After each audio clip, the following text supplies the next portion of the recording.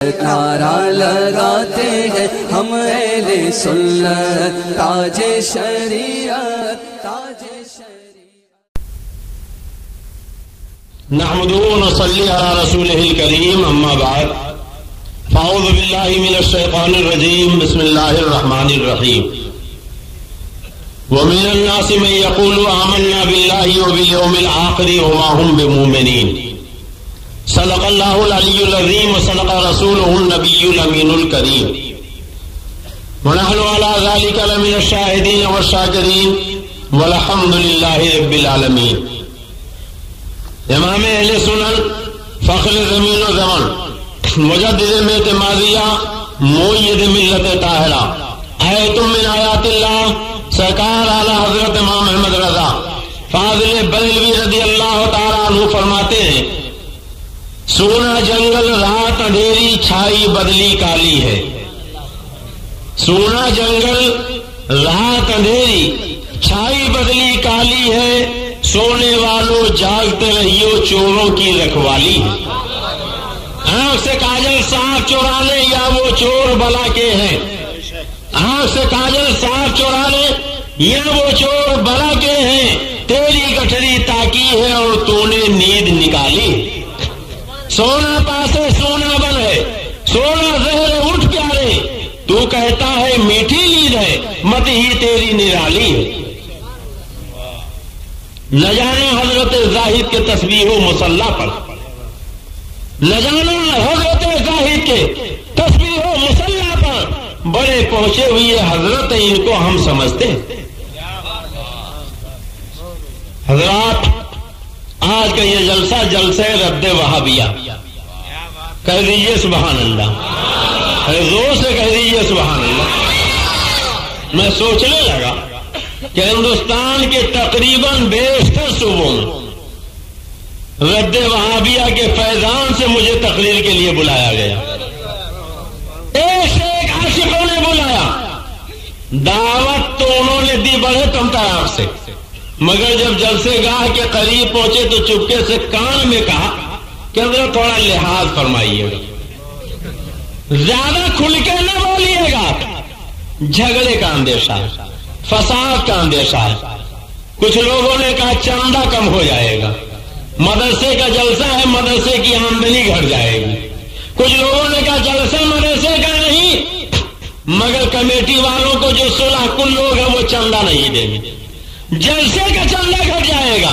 اس لیے آپ ذرا نام نہ لیجیے گا، کتاب نہ دکھائیے گا۔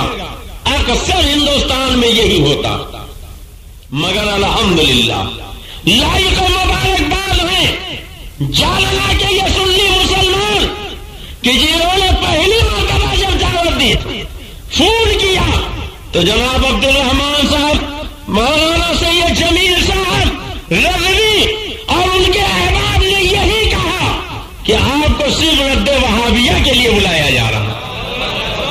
زور سے کہہ دو سبحان اللہ، سب مل کے کہہ دو سبحان اللہ۔ یہ رد وہابیہ کیا؟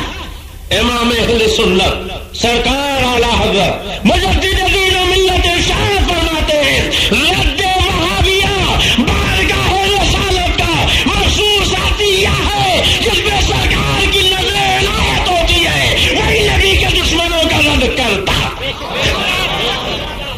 اگر کوئی چاہے ہم رد کریں، رد نہیں کر سکتے۔ کوئی مقرر چاہے رد میں بولے، رد نہیں بول سکتا۔ کوئی چاہے ہم رد کروائیں، رد نہیں کروا سکتا۔ کوئی چاہے ہم رد پسند کریں، رد پسند نہیں کر سکتا، اس لیے کہ یہ نبی کی بارگاہ کا عطیہ ہے۔ میرے مدینے والے آقا جسے چاہیں گے وہی نبی کے دشمنوں کا رد کرے گا، نبی کے دشمنوں کا رد سنے گا، نبی کے دشمنوں کا رد پسند کرے گا۔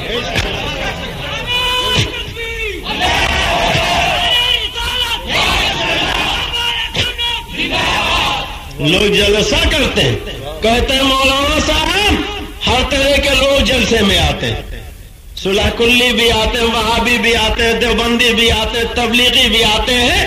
ایسی تقریر کیجئے کسی کو برا نہ لگے، سب خوش ہو جائیں۔ ہم نے کہا یہ سب خوش ہو یا ناراض، جلسہ جن کے نام پر ہے ان کو خوش کرو. ایسی تقریر ہونی چاہیے جس سے خدا خوش ہو جائے, خدا کا پیارا مصطفیٰ خوش ہو جائے. وہاں بھی ناراض ہوتا ہے, ناراض رہے. دیوبندی چڑھتا ہے, چڑھتا رہے. تبلیغی جلتا ہے, جلتا ہے.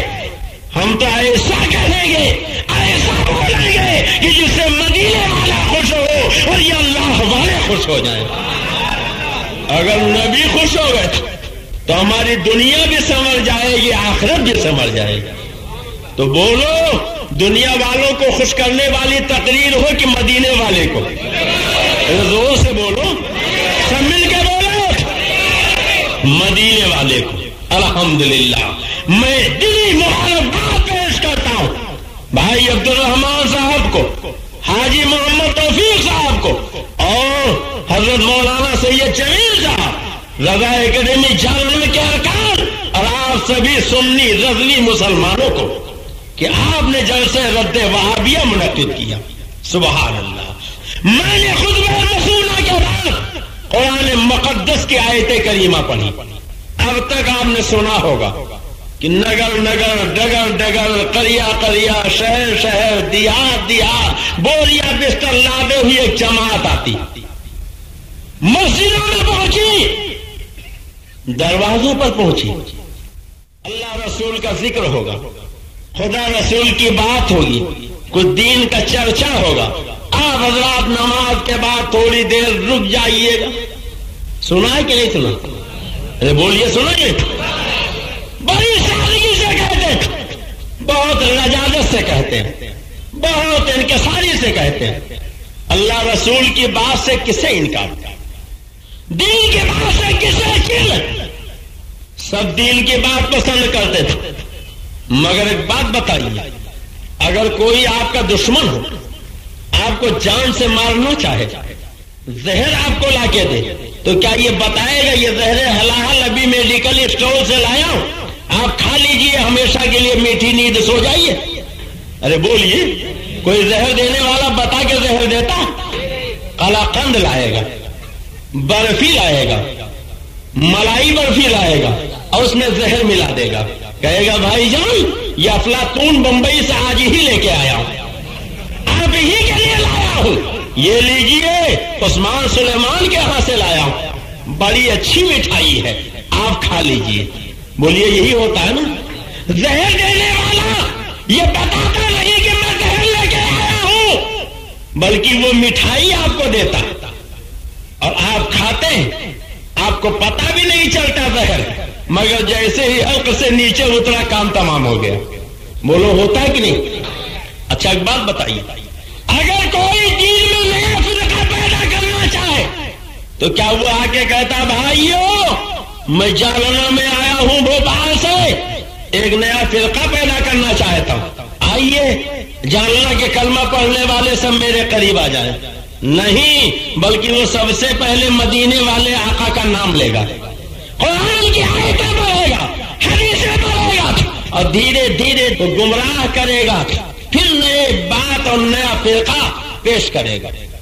ایک شکاری جب شکار کرنا چاہتا تو جال کے نیچے ڈالا ڈال دیتا. لوگ کہتے ہیں ہاتھی کے دانت کھانے کے اور ہوتے ہیں, دکھانے کے اور ہوتے ہیں. بولو ہوتے ہیں کہ نہیں؟ اب ہمیں کہنے نہیں ہے, آج دنیا میں قادیانیت جو بڑھ رہی ہے, کیا قادیانی نبی کا کلمہ نہیں پڑھتے؟ ہم نے تو لکھنؤ میں حضرت کہا تھا, جب لکھنؤ میں ندوہ کے اندر اجتماع ہوا, حرم کے امام کو بلایا اور سب سے پہلے یہ فتویٰ صادر کیا کہ قادیانی کافر ہیں. تو ہم نے کہا اب تک تو تم یہ کہتے تھے کلمہ پڑھنے والوں کو کافر نہیں کہنا چاہیے, نماز پڑھنے والوں کو کافر نہیں کہنا چاہیے, داڑھی رکھنے والوں کو کافر نہیں کہنا چاہیے, اب تم بھی کہنے لگے قادیانی کا کلمہ نہیں پڑھتے, کیا داڑھی نہیں رکھتے, کیا یہ نماز نہیں پڑھتے, کیا داڑھی تو رکھتے ہیں, کلمہ تو پڑھتے ہیں, مگر نبی کی ختم نبوت کا انکار کرتے ہیں. ہم نے کہا ظالم, انہوں نے تو انکار بعد میں کیا, تمہارے مولانا قاسم نانوتوی نے تہذیب الناس میں پہلے ہی انکار کر دیا. دروازہ تو تمہارے ملا نے کھولا, اور لے گئے. بازی انہوں نے جیت لی. اور وہ تو اتنا کلمہ پڑھتے کہ قادیانی اگر کوئی خط لکھے گا تو ٹائٹل پہ سب سے پہلے لا الہ الا اللہ محمد الرسول اللہ لکھے گا. قادیانی کی دکان پہ آپ جائیں تو اس کا جو سائن بورڈ ہوتا وہاں سب سے اوپر لا الہ الا اللہ محمد الرسول اللہ لکھتے. قادیانیوں کی جتنی کتابیں ہوتی سب کے اوپر لکھا رہتا لا الہ الا اللہ محمد الرسول اللہ. تو اب پتا چلا کلمہ پڑھنے والے ہیں مگر انہیں سب نے کافر کہہ دیا. اب اتنی بات تو طے ہو گئی کہ کلمہ پڑھنے کے بعد بھی آدمی کافر ہو سکتا ہے, نماز کے بعد بھی آدمی کافر ہو سکتا ہے, تعلیم کے بعد بھی آدمی کافر ہو سکتا ہے. اب فرق یہ ہے تم کہتے ہو خالی قادیانی کافر ہے, ہمارا عقیدہ یہ ہے کہ جو نبی کی گستاخی کرے سب کے سب کافر ہیں. اب تک کہتے تھے کہ بریلویوں کو دیکھو یہ کلمہ پڑھنے والوں کو کافر کرتے, داڑھی رکھنے والوں کو کافر کہتے. اعلیٰ حضرت نے کفر کی مشین گاڑ رکھی تھی, بریلی سے سب کو کافر کہہ دیا, سب کو کافر کہہ دیا. مگر یہ دیکھو قرآن پاک ہے, بولو کیا ہے, زور سے بولیے, یہ ہے قرآن پاک اللہ کی کتاب. اس پہ تو سب کا ایمان ہے نا, ارے بولو ہاتھ اٹھا دو, سب کا ایمان. جو قرآن نہ مانے بولو وہ مومن ہے کہ کافر, کافر ہے نا. یہ قرآن ہے بریلی شریف کی لکھی ہوئی کتاب نہیں, خدا کی کتاب, اللہ کی کتاب. یہ دیکھو اللہ کی کتاب ہے اور اللہ تعالیٰ ارشاد فرماتا, یہ پہلا پارہ سورہ بقرہ ہے. اللہ تعالیٰ فرماتا ہے وَمِنَ النَّاسِ مَن يَقُولُ آمَنَّا بِاللَّهِ وَبِالْيَوْمِ الْآخِرِ وَمَا هُمْ بِمُؤْمِنِينَ. اللہ فرماتا ہے کچھ لوگ کہتے ہیں ہم اللہ اور پچھلے دن پر ایمان لائے اور وہ ایمان والے نہیں. سبحان اللہ, زور سے کہہ دو سبحان اللہ, سب مل کے کہہ دو سبحان اللہ. آج لوگ کہتے ہیں کلمہ پڑھنے والوں کو کافر مت کہو, داڑھی رکھنے والوں کو کافر مت کہو, قرآن پڑھنے والوں کو کافر مت کہو, نماز پڑھنے والوں کو کافر مت کہو. مگر یہ بریلی نہیں, خدا کی کتاب ہے اور خدا کی کتاب کہتی وما ہم بمؤمنین, یہ کلمہ پڑھنے والے مومن نہیں بلکہ کافر ہیں. گویا پتا چلا اللہ تعالیٰ نے ان کو کافر کہہ دیا ہے, بے ایمان کہہ دیا ہے. اور جب اللہ نے کہہ دیا تو اگر امام احمد رضا نے وہی بتا دیا ہے تو کوئی جرم نہیں کیا ہے بلکہ خدا کی منشا کے مطابق کہا ہے.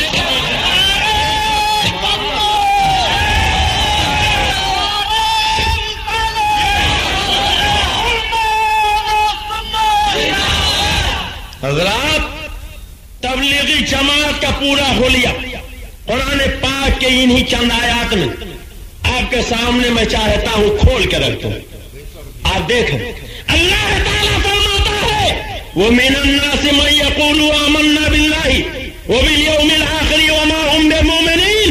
کچھ لوگ کہتے ہیں ہم اللہ اور پچھلے دن پر ایمان لائے اور وہ ایمان والے نہیں. جب ایمان والے نہیں تو کیا ہیں, زور سے بولو کیا ہے, کافر. زور سے بولو کیا ہے, زور سے بولو کیا ہے, کافر. آگے اللہ فرماتا یخادعون اللہ والذین آمنوا وما یخدعون الا انفسهم وما یشعرون. اور یہ فریب دیا چاہتے ہیں اللہ اور ایمان والوں کو. جیسے جماعت والے چنا ستو لے کے آتے ہیں, بولو آپ کو فریب دینا چاہتے ہیں کہ نہیں, دھوکہ دینا چاہتے ہیں کہ نہیں. اللہ کہتا ہے یہ اللہ کو اور ایمان والوں کو فریب دینا چاہتے تھے, یہ فریب دیا چاہتے تھے اللہ اور ایمان والوں کو, اور حقیقت میں فریب نہیں دیتے مگر اپنی جانوں کو, اور انہیں شعور نہیں. یعنی اللہ کہتا ہے یہ تو چاہتے ہم سنیوں کو فریب دے دیں, مسلمانوں کو فریب دے دیں, ایمان والوں کو فریب دے دیں, مگر نہیں اللہ کو فریب دے سکتے ہیں, نہ ایمان والوں کو فریب دے سکتے ہیں. البتہ انہیں شعور ہی نہیں. فی قلوبہم مرض فزادہم اللہ مرضا. اللہ فرماتا ہے ان کے دلوں میں بیماری, نبی کے عداوت کی بیماری, رسول کے دشمنی کی بیماری, پیغمبر کے بغض کی بیماری. اللہ کہتا ہے ان کے دلوں میں بیماری ہے,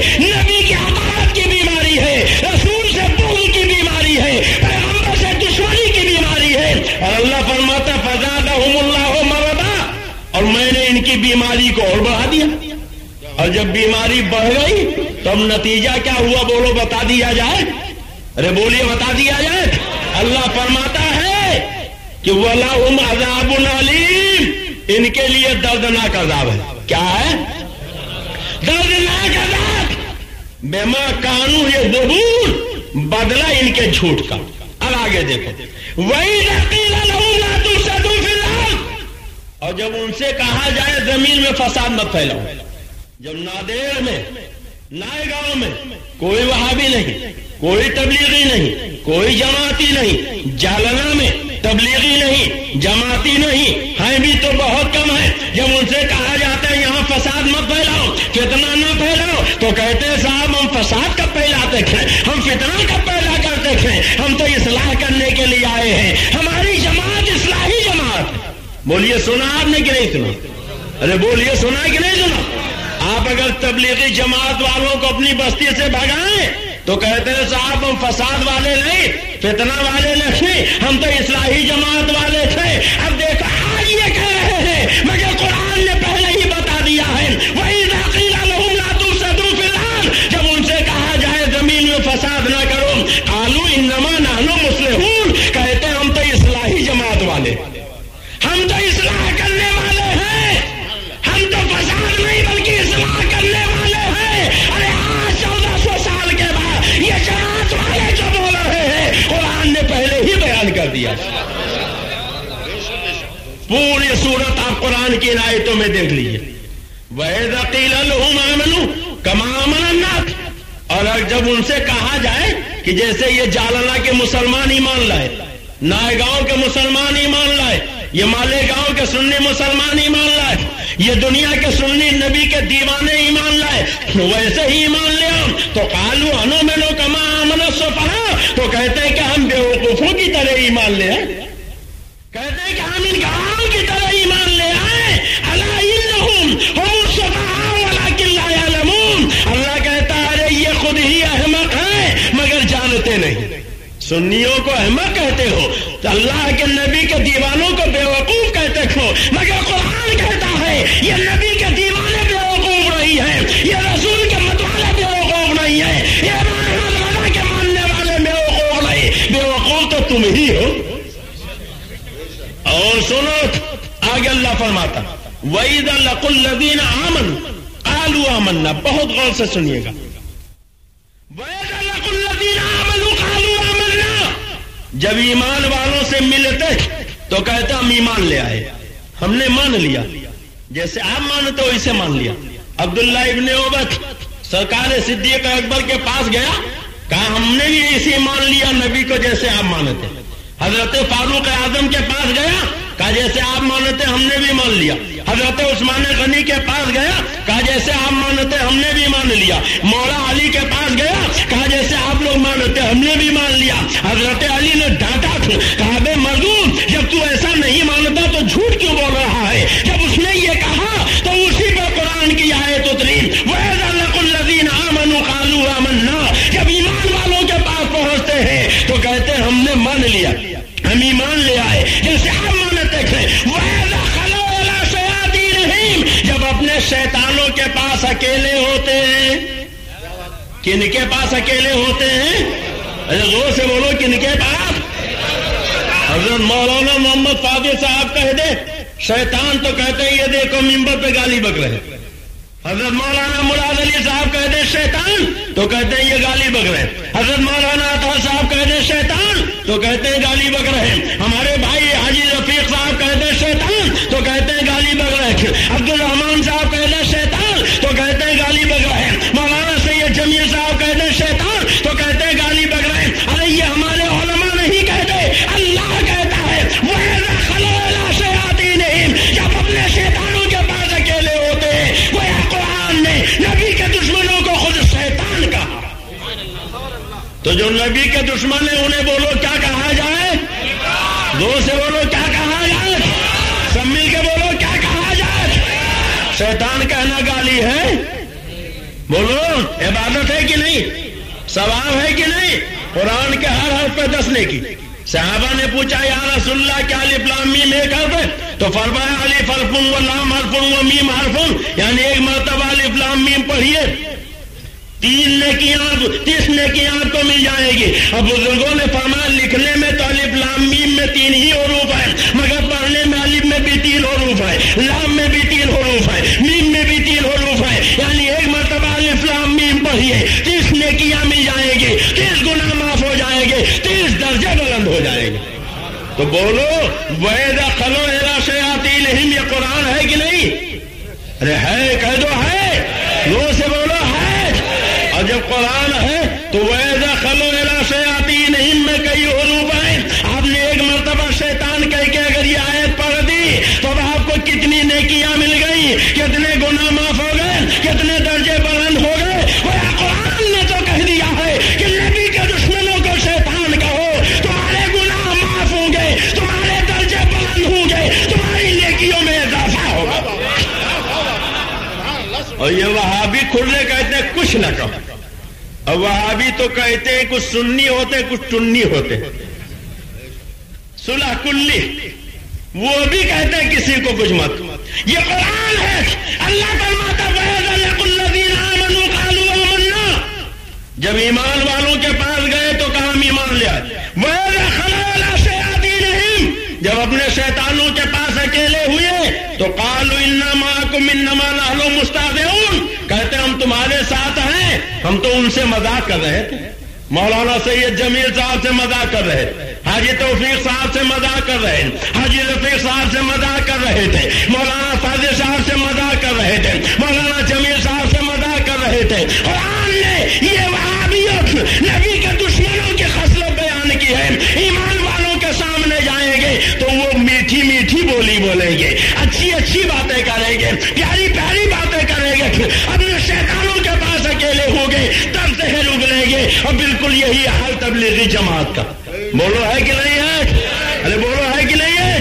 تب بولو قرآن کی آیتیں آپ نے سن لی، تبلیغی جماعت کا چہرہ آپ نے دیکھ لیا، ارے بولو نظر آیا؟ تو تبلیغی جماعت والوں کے پیچھے نماز پڑھو گے؟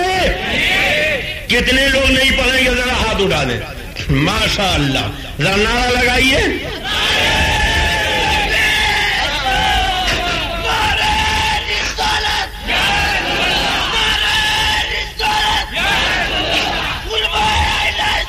سورہ نور والقلم نکالیے۔ حضرات یہ قرآن ہے، اللہ کی کتاب، بولو ہے کہ نہیں؟ تو اللہ کی کتاب پہ ہمارا آپ کا سب کا ایمان ہے، بولو ہے کہ نہیں؟ اب بتاؤ تبلیغی جماعت کا سراپا خدا کی اس کتاب کے مطابق آپ نے دیکھ لیا کہ نہیں دیکھ لیا؟ کہتے ہیں صاحب ہم تو کسی کو برا نہیں کہتے، ہم تو بس اللہ رسول کی بات کرنے آئے، کسی کو برا نہیں کہنا چاہیے۔ سنا آپ نے کہ نہیں سنا؟ اچھا ایک بات بتائیے، آپ قرآن پاک پڑھتے ہو، نماز پڑھتے ہو تو کیا پڑھتے ہو؟ اعوذ باللہ من الشیطان الرجیم، اللہ کی پناہ مانگتا ہوں میں شیطان مردود سے۔ ابھی بسم اللہ الرحمن الرحیم پڑھ کر آپ نے اللہ کو رحمان الرحیم نہیں کہا، الحمد شریف پڑھ کر خدا کی حمد و ثنا نہیں بیان کی، پہلے ہی آپ کہہ رہے ہیں اعوذ باللہ من الشیطان الرجیم، اللہ کی پناہ مانگتا ہوں میں شیطان مردود سے۔ گویا قرآن نے بتا دیا، نماز نے بتا دیا، خدا کو رحمان بعد میں کہنا، خدا کو رحیم بعد میں کہنا، خدا کی حمد و ثنا بعد میں بیان کرنا۔ پہلے نبی کے دشمن کو شیطان کہہ دو، نبی کے دشمن کو مردود کہہ دو، نبی کے دشمن کو رجیم کہہ دو۔ جب نبی کے دشمنوں کو شیطان کہہ دو گے، مردود کہہ دو گے، رجیم کہہ دو گے، خدا کو رحمان کہو گے خدا قبول کر لے گا، رحیم کرو گے خدا قبول کر لے گا، حمد و ثنا بیان کرو گے خدا قبول کر لے گا۔ اور جب تک نبی کے غداروں کا رد نہ کرو گے خدا اپنی حمد و ثنا قبول ہی نہیں کرے گا۔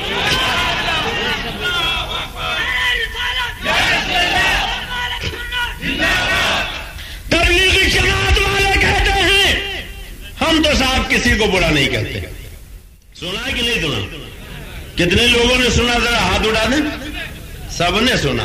تبلیغی جماعت والے کہتے ہیں ہم کسی کو برا نہیں کہتے، مگر برا کہنا چاہیے کہ نہیں، یہ قرآن سے اگر اجازت دیجیے ثابت کر دوں۔ بولیے ثابت کر دوں؟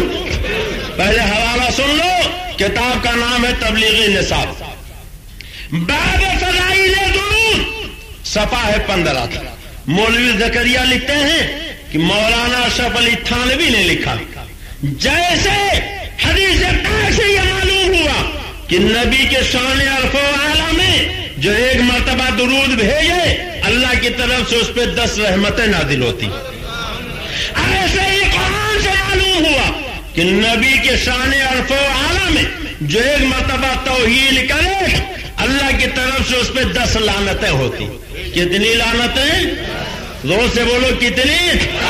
और दलील में उन्होंने कुरान के ये सूरह नून वल कलम की आयतें लिखी कि एक मर्तबा वलीद इब्न मुगीरा ने हमारे तुम्हारे आका को मजनू कह दिया, माद अल्लाह।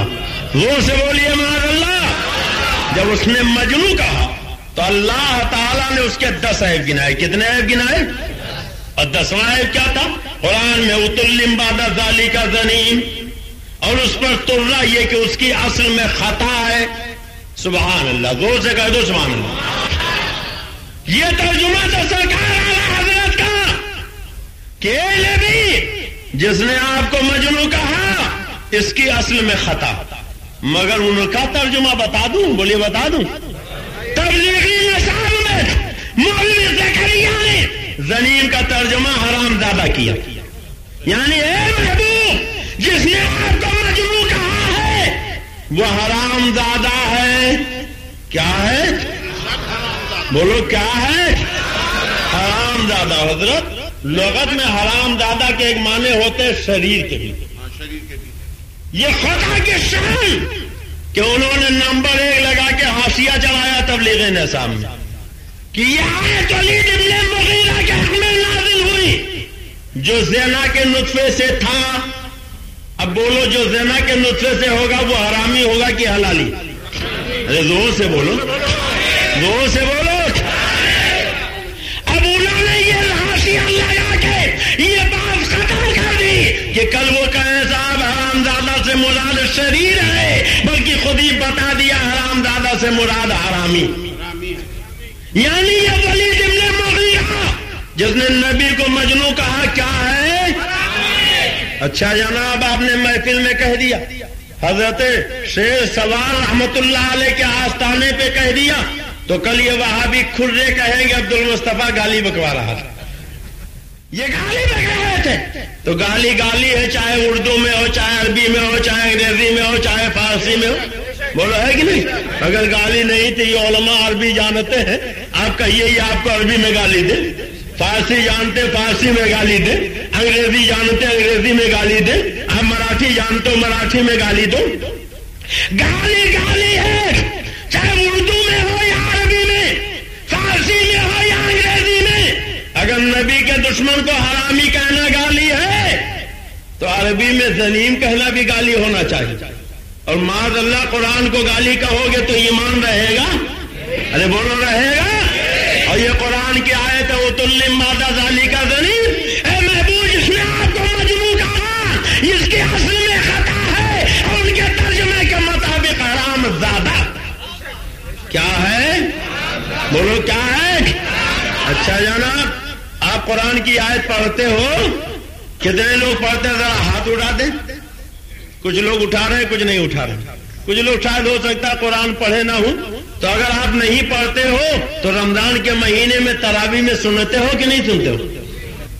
पूरी दुनिया में कुरान पढ़ा जाता। ये आयत जिसमें नबी के दुश्मन को हरामी कहा गया, बोलो ये छोड़ दी जाती कि पढ़ी जाती?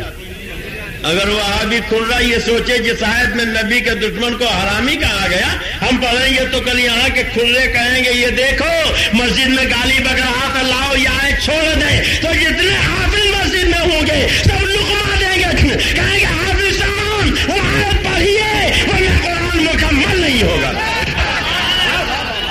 रमजान का महीना है, दिन भर रोजा रहने के बाद तरावी की नमाज पढ़ने सब मस्जिद में इकट्ठा, मेहराब में नियत बांधे इमाम खड़ा अल्लाह की इबादत कर रहा, हालत नमाज में खुदा की बंदगी में मस्जिद के मेहराब में एक नमाजी नबी के दुश्मन को ज़लीम कह के हरामी कहता है, ये गाली नहीं खुदा की इबादत होती। बोलो है कि नहीं? अरे बोलो है कि नहीं? तो गोया कुरान ने बता दिया नबी के दुश्मन को हरामी कहो یہ گالی نہیں، خدا کی عبادت ہے۔ بولو ثواب ملے گا کہ نہیں ملے گا؟ ارے بولو ثواب ملے گا کہ نہیں ملے گا؟ ہم بھی کہتے ہیں، وہ بھی کہتے ہیں، سب کہتے ہیں، سب یہ آیت پڑھتے ہیں۔ اور روایت بتاتی جب ولید ابن مغیرہ نے سنا تو تلوار ہاتھ میں لیا، گھر گیا، ماں سو رہی تھی، سینے پہ سوار کی۔ ماں نے آنکھ کھولی، کیا ہے بیٹے؟ کہا ماں میں نے نبی کو مجنوں کہا تھا، قرآن نے میرے 10 عیب گنائے، 9 تو جانتا ہوں میرے ہی ہے، 10واں بھی یقین میرا ہوگا، مگر تجھ سے تصدیق کرانے آیا۔ اور روایت بتاتی جب ولید ابن مغیرہ نے سنا تو تلوار ہاتھ میں لیا، گھر گیا، ماں سو رہی تھی، سینے پہ سوار کی۔ ماں نے آنکھ کھولی، کیا ہے بیٹے؟ کہا ماں میں نے نبی کو مجنوں کہا تھا، قرآن نے میرے 10 عیب گنائے، 9 تو جانتا ہوں میرے ہی ہے، 10واں بھی یقین میرا ہوگا، مگر تجھ سے تصدیق کرانے آیا۔ ماں نے پوچھا ہوا کیا؟ کہا قرآن نے میرے بارے میں کہا کہ اس کا نطفہ صحیح نہیں، اور یہ تو ہی بتائے۔ تو ماں نے کہا ارے بیٹے اگر نطفہ صحیح ہوتا تو ماں کے سینے پہ سوار ہی نہ ہوتا، تجھے اسی سے جان لینا چاہیے، تیرا نطفہ صحیح نہیں ہے۔ کہا مگر ماں ایسا ہوا کیوں؟ کہا تیرا باپ نامرد تھا، دولت بہت تھی، میں نے سوچا یہ دولت غیروں کے ہاتھ میں چلی جائے گی، اس لیے ایک رات میں نے چپکے سے چرواہے کو بلا لیا تھا، اور تو اسی کے لطف سے ہمیں کہنے دیجیے، قرآن کا آئینہ نبی کے خداروں کو دکھا دیجیے، نبی کی توہین وہی کرے گا جو کسی چرواہے کے لطف سے ہوگا، کسی کسیارے کے لطف سے ہوگا، اگر اپنے پاپ کا ہوگا۔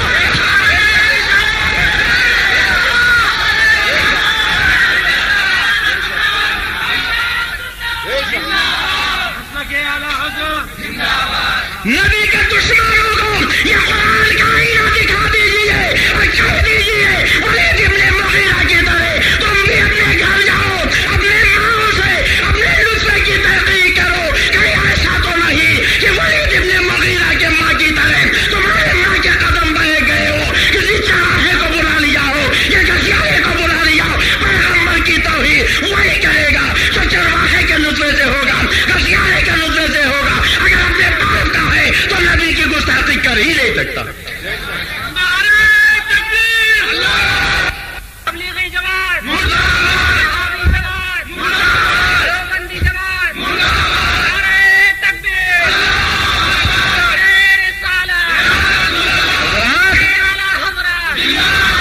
اب آپ بولو نبی کے غداروں کو برا کہنا چاہیے کہ نہیں؟ اور دیکھو یہی صورت ہے، قرآن کہتا سناسمہ علی الخرطوم، قریب ہے کہ ہم اس کی سور کسی تھوتنی پر داغ دیں۔ سبحان اللہ، ارے کہہ دو سبحان اللہ۔ اللہ فرماتا قریب ہے کہ ہم اس کی سور کسی تھوتنی پر داغ دیں گے۔ ولید ابن مغیرہ آدمی تھا، سور نہیں تھا، مگر جب اس نے نبی کو مجنوں کہا تو اللہ نے اس کے چہرے کو چہرہ نہیں تھوتنی کہا، اسے آدمی نہیں سور کہا۔ گویا خدا نے ذہن دے دیا کہ جو میرے نبی کی توہین کرے اسے سور کہنا، آدمی نہ کہنا، اس کے چہرے کو چہرہ نہ کہنا، سور کی تھوتنی کہنا، اسے حرامی کہنا، یہ بریلی کا فتویٰ نہیں بلکہ خدا کا فتویٰ۔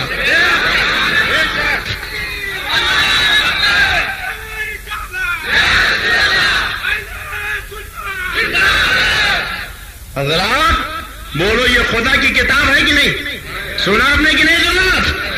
اب تبلیغ جماعت والے بڑے بولے بھالے، بڑے سیدھے سادے، ریاض آپ کو کچھ ہم ہی جانتے ہیں، کہتے ہیں صاحب ہم تو اللہ رسول کی بات کرنے آئے۔ بولیے کہتے ہیں کہ نہیں کہتے؟ کیا کہتے ہیں؟ کس کی بات کرنے آئے ہیں؟ زور سے بولیے کس کی بات کرنے آئے ہیں؟ کہتے ہیں صاحب اللہ رسول کی بات کرنے آئے، مگر یہ کتاب ہے مولانا الیاس ان کی دینی دعوت، کتاب نکال لی میاں ندوی نے، اور اس کتاب کا صفحہ ہے 234۔ کون سا صفحہ ہے؟ زور سے بولو 234۔ یہ لکھتے ہیں ظہیر الحسن تبلیغ جماعت قائم کرنے والا ملا کہتا، کیا کہتا ظہیر الحسن؟ میرا مدعا کوئی پاتا نہیں، لوگ سمجھتے ہیں کہ یہ تحریک صلاحت ہے، کیا کہتے ہیں کہ لوگ سمجھتے ہیں کہ یہ نماز کی تحریک ہے، اور یہ کہتے بھی یہی جماعتی ہیں کہ صاحب ہم تو کلمہ نماز کی تبلیغ کرنے آئے. بولیے یہی کہتے ہیں کہ نہیں؟ مگر جماعت قائم کرنے والا کہتا لوگ سمجھتے ہیں کہ یہ تحریک صلاحت ہے، اور میں قسم سے کہتا ہوں کہ یہ ہرگز تحریک صلاحت نہیں. اب بولو یہ وہابی جھوٹے ہیں کہ نہیں؟ تبلیغی جھوٹے ہیں کہ نہیں؟ اب اگر کوئی تبلیغی کہے ہم نماز کی تحریک لے کر آئے ہیں تو جوتے نکال کے اس کے سر پہ اتنے برساؤ کہ ایک بال باقی نہ رہے. اس لیے کہہ دو تمہارا مولا کہتا ہے خدا کی قسم یہ نماز کی تحریک نہیں. جب تحریک قائم کرنے والا کہتا یہ نماز کی تحریک نہیں تو تحریک چلانے والے کو کہنے کا حق ہے؟ ارے بولو ہے؟ کہتا خدا کی قسم یہ تحریک صلاحت نہیں. اور ایک روز بڑی حسرت سے فرمایا میاں دہیل الحسد ایک نئی قوم پیدا کرنی ہے. معاذ اللہ، وہ سے بولو معاذ اللہ، وہ سے بولو معاذ اللہ. یہ کہہ رہے ہیں کہ تبلیغی جماعت کا مقصد نماز پھیلانا نہیں، نئی قوم پیدا کرنی ہے. کیا ہے؟ زور سے بولو کیا ہے؟ نئی قوم پیدا کرنی ہے. اب دیکھو دوسری کتاب ملفوظات مولانا الیاس، اور اس کتاب کا صفحہ ہے 51. کون سا صفحہ ہے؟ یہ دیکھیے کتاب ہے ملفوظات الیاس، اور کتاب کو لکھا ہے مولوی منظور نعمانی نے. جی جہانی سے جہانی ہو گئے. لکھنؤ کے رہنے والے تھے، رہنے والے تو سنبھل کے تھے مگر لکھنؤ جا کے بس گئے. اور جب لکھنؤ میں بسے تو انہوں نے یہ کتاب لکھی. کتاب میں لکھتے ہیں کہ ایک مرتبہ تبلیغی جماعت قائم کرنے والے مولوی الیاس نے کہا، کیا کہا؟ خواب نبوت کا 46واں حصہ ہے. بعض لوگوں کو خواب میں ایسی ترقی ہوئی کہ ریاضت مجاہدہ سے نہیں ہوئی، کیونکہ ان کو خواب میں علوم صحیحہ القاء ہوتے جو نبوت کا حصہ ہے. پھر ترقی کیوں نہ ہوگی؟ آگے لکھتے ہیں آج کل خواب میں مجھ پر علوم صحیحہ کا القاء ہوتا ہے. نبوت کا دعویٰ دیکھیے، کہتے ہیں خواب یہ نبوت کا 46واں حصہ ہے اور آج کل مجھ پر علوم صحیحہ کا القاء ہوتا ہے. اس لیے کوشش کرو کہ مجھے نیند زیادہ آئے. اب تک آپ نے سنا ہوگا، کہتے ہیں صاحب یہ تو وہی تبلیغ کا طریقہ ہے جو رسول اللہ کا تھا، صحابہ کا تھا، قرآن حدیث کا جو طریقہ وہی تبلیغی جماعت کا طریقہ. مگر یہی کتاب ہے صفحہ 51 لکھتے ہیں کہ اس تبلیغ کا طریقہ مجھ پر خواب میں منکشف ہوا. معاذ اللہ، زور سے بولو معاذ اللہ.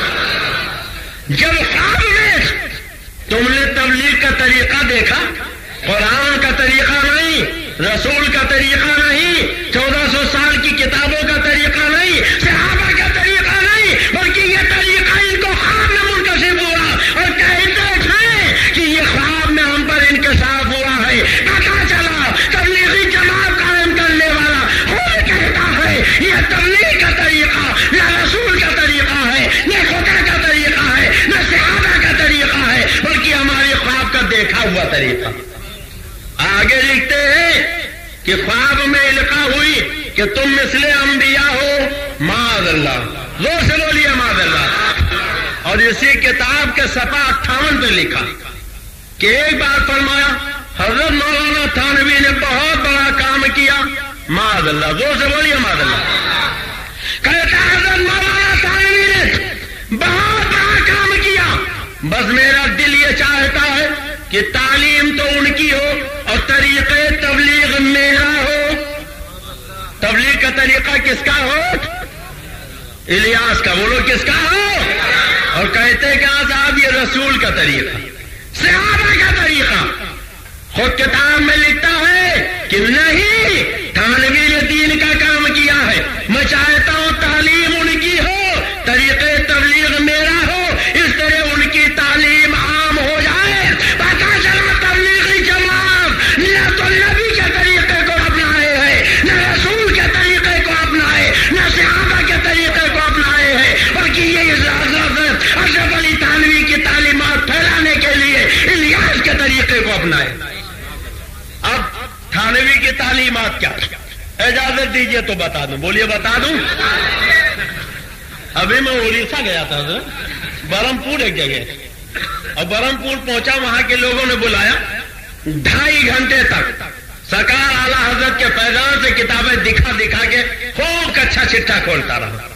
نقشہ بدل گیا وہاں. جب سویرا ہوا ہم چلنے لگے, ہمارا ٹکٹ تھا تو 10-12 آدمی قیام گاہ پر آئے سید مبارک صاحب کے یہاں. کہنے لگے اپنے مولانا کو روکیے, رات میں انہوں نے جو تقریر کی ہے حوالے غلط دیے ہیں, ہم ان سے گفتگو کریں گے. انہوں نے کہا, ہم نے کہا ٹھیک ہے ہم رکے. آؤ. کہا ہم نہیں بات کریں گے, اپنے مولانا کو لائیں گے. کہا لاؤ. تو وہ گئے اپنے مولوی کے پاس. ان کا ایک مفتی تھا, اس نے کہا پہلے کیسٹ لاؤ, ہم تقریر سنیں گے تب چلیں گے. کیسٹ لے گئے, پوری تقریر سنی. اس نے کہا صاحب ہم نہیں جائیں گے بات کرنے. 3 بجے آئے, کہنے لگے صاحب وہ تیار نہیں. وہ مفتی صاحب ایک دن اور رک جائیے, کل ہم بھونیشور سے لائیں گے جو اڑیسہ کی راجدھانی. ہم نے کہا ٹھیک ہے چلو, ہم رکے ہوئے ہیں. پھر دوسرا دن آئے, وہاں گئے تو انہوں نے بھی کہا کیسے لاؤ, کیسے سنی. انکار کر دیا, ہم بھی نہیں آئیں گے. کہا کہ نہ رک جائیے, ہم کٹک سے لائیں گے, اور اگر کوئی نہ آیا تو اب یہ آخری وعدہ ہے, پھر آپ جا سکتے ہیں. 2 بجے تک کل اور رک جائیے. رک گئے. سید مبارک صاحب جو حضور مفتی اعظم کے غلام, انہوں نے 1.5 کروڑ کا بنگلہ اپنا بنوایا تھا. تو انہوں نے کہا آج رات خالی ہے, چلیے ہمارے یہاں سوڈا میں اس بنگلے کا افتتاح ہو جائے, میلاد شریف ہو جائے, تقریر ہو جائے. ہم سید جمال میاں صاحب قبلہ اور سارے علماء گئے. تقریر ہوئی. 10-12 وہابی تھے, الحمدللہ سب طائب ہو گئے. ایک مولوی کا وہابیوں کا وہی نہیں توبہ کیا. سویرے بلایا گیا, اس کے سامنے جب بات رکھی گئی, حوالہ دیا, تو اس نے بھی کہا یہ سب کافر ہے, مرتد ہیں, یہ کتابیں لکھنے والے جہنمی.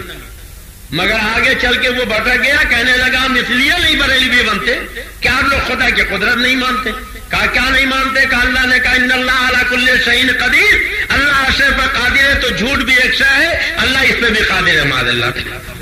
بات بہت بڑی. سننے اسے مارنا چاہتے تھے, ہم لوگوں نے کہا اسے جانے دو اور اب آئندہ اسے کبھی آنے نہ دینا. وہ بہت بڑا دولت مال تھا, مچھلی کی تجارت کرتا تھا, لکھپتی تھا, گاڑی اٹھائی اور سیدھے برہمپور پہنچا. وہاں کا جو امیر جماعت تھا ہارون, اس کا سالہ تھا, جا کے کہا 2 بجے تم لوگوں نے مناظرے کا وقت رکھا, ابھی ہم کو جہنمی کافر اور سب کچھ کہنا پڑا, تمہیں بھی کہنا پڑے گا, اس لیے مناظرہ نہ کرو, مار پیٹ کر لو. ہم لوگ جب 10 بجے قیام گاہ پر پہنچے تو تقریباً 200 آدمی تلوار, لاٹھی, ڈنڈا لے کے آئے اور مکان کو چاروں طرف سے گھیر لیے. 9 موٹر سائیکلیں حضرت سے ملنے والے آئے تھے, کھڑی تھے, ان کو چکنا چور کر دیا, کھڑکیاں دروازے توڑ ڈالے. 4 بندوقیں بھی وہاں لائسنسی موجود تھی. سنیوں نے جب دیکھا تو وہ لے کے نکل پڑے, اور جب فائرنگ ہوائی کی تو سب ایسے غائب ہوئے جیسے گدھے کے سر سے سینگ آئے ہوئے. کوئی لڑ نہیں آیا. پھر کوتوال, S D M, S S P وغیرہ آ گئے. کتنے فائر کی بتایا گیا, سارا دکھایا گیا معاملہ. دونوں طرف کے لوگ آتے. کچھ جو صلح کنی تھے انہوں نے بھی یہ کہا کہ اگر ان کے پاس دلیل تھی تو مولانا 3 دن سے رکے تھے, ان کے مولوی مقابلے کے لیے کیوں نہیں آئے, انہوں نے مناظرہ کیوں نہیں کیا. اس سے پتا چلا کہ یہ جھوٹے ہیں, ان کا مذہب جھوٹا ہے, ہم سب توبہ کرتے ہیں, اللہ تعالیٰ حضرت کے غلام بنتے ہیں, جمال میاں کے مرید بنتے ہیں.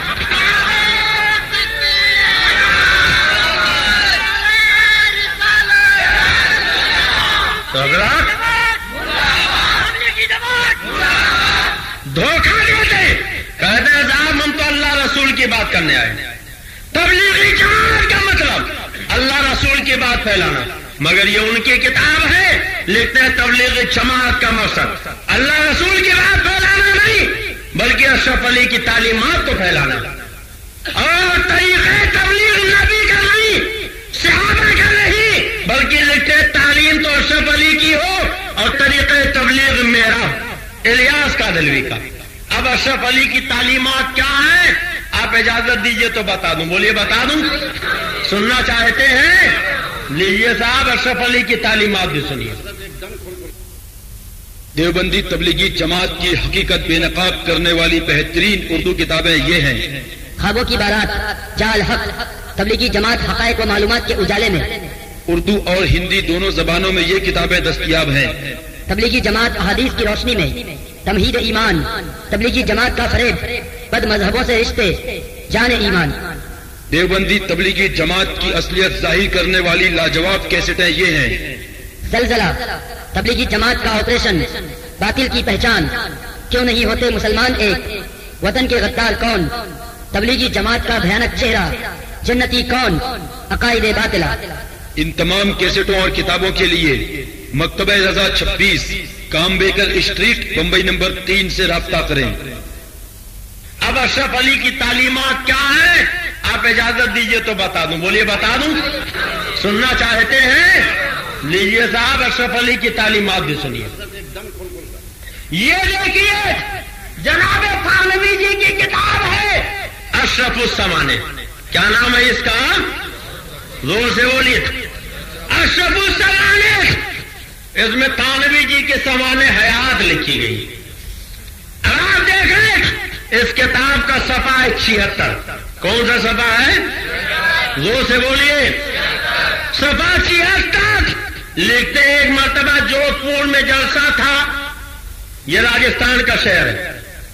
چونکہ دیوبندیوں کو لوگ عموماً وہابی کہتے تھے اس لیے اپنے موافقین میں سے خیر خواہ نے کہا کہ مصلحت یہ ہے کہ یہاں بعد میں حضرت امام اعظم ابو حنیفہ کے فضائل بیان کیے جائیں. پتا چلا یہ مکاری میں کچھ فضیلت بیان کرتے ہیں. آگے لکھا ایک مرتبہ دارالعلوم دیوبند کے بڑے جلسے میں دستار بندی کا جلسہ تھا.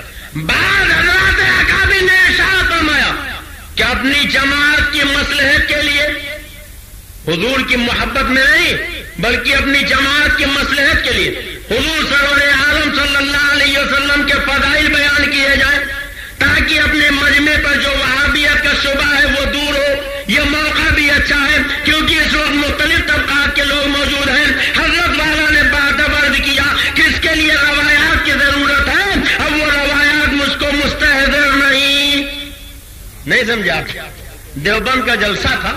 لوگوں نے کہا حضرت لوگ ہم کو وہابی کہتے ہیں رسول کی فضیلت یہ نہیں بیان کرتے تو آج موقع اچھا ہے آپ نبی کی فضیلت کی ایک دو روایت بیان کر دیجئے. تو تھانوی جی کہتے ہیں رسول کی فضیلت بیان کرنے کے لیے روایت یاد ہونا چاہیے اور مجھے نبی کے فضیلت کی کوئی روایت یاد نہیں. معاذ اللہ.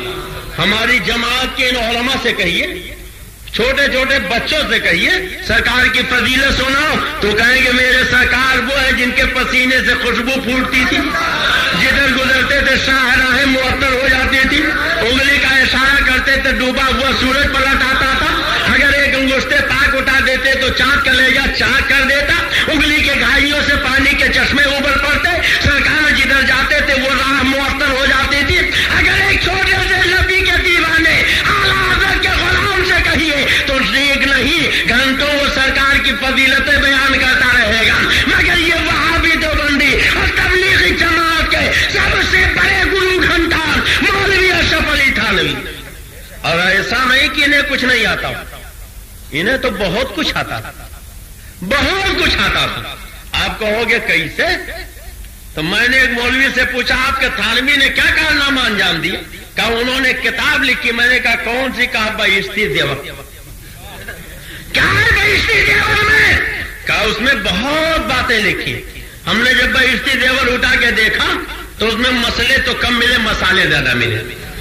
نان خٹائی بنانے کی ترکیب, کوفتہ بنانے کی ترکیب, قورمہ بنانے کی ترکیب, مچھلی کا کانٹا بنانے کی ترکیب, کانٹا گلانے کی ترکیب, بریانی بنانے کی ترکیب, پاؤ روٹی بنانے کی ترکیب, نان خٹائی بنانے کی ترکیب, کیک بنانے کی ترکیب, اچار بنانے کی ترکیب, مربع بنانے کی ترکیب, چٹنی بنانے کی ترکیب, صابن بنانے کی ترکیب, کپڑا لگنے کی ترکیب, بسکٹ بنانے کی ترکیب.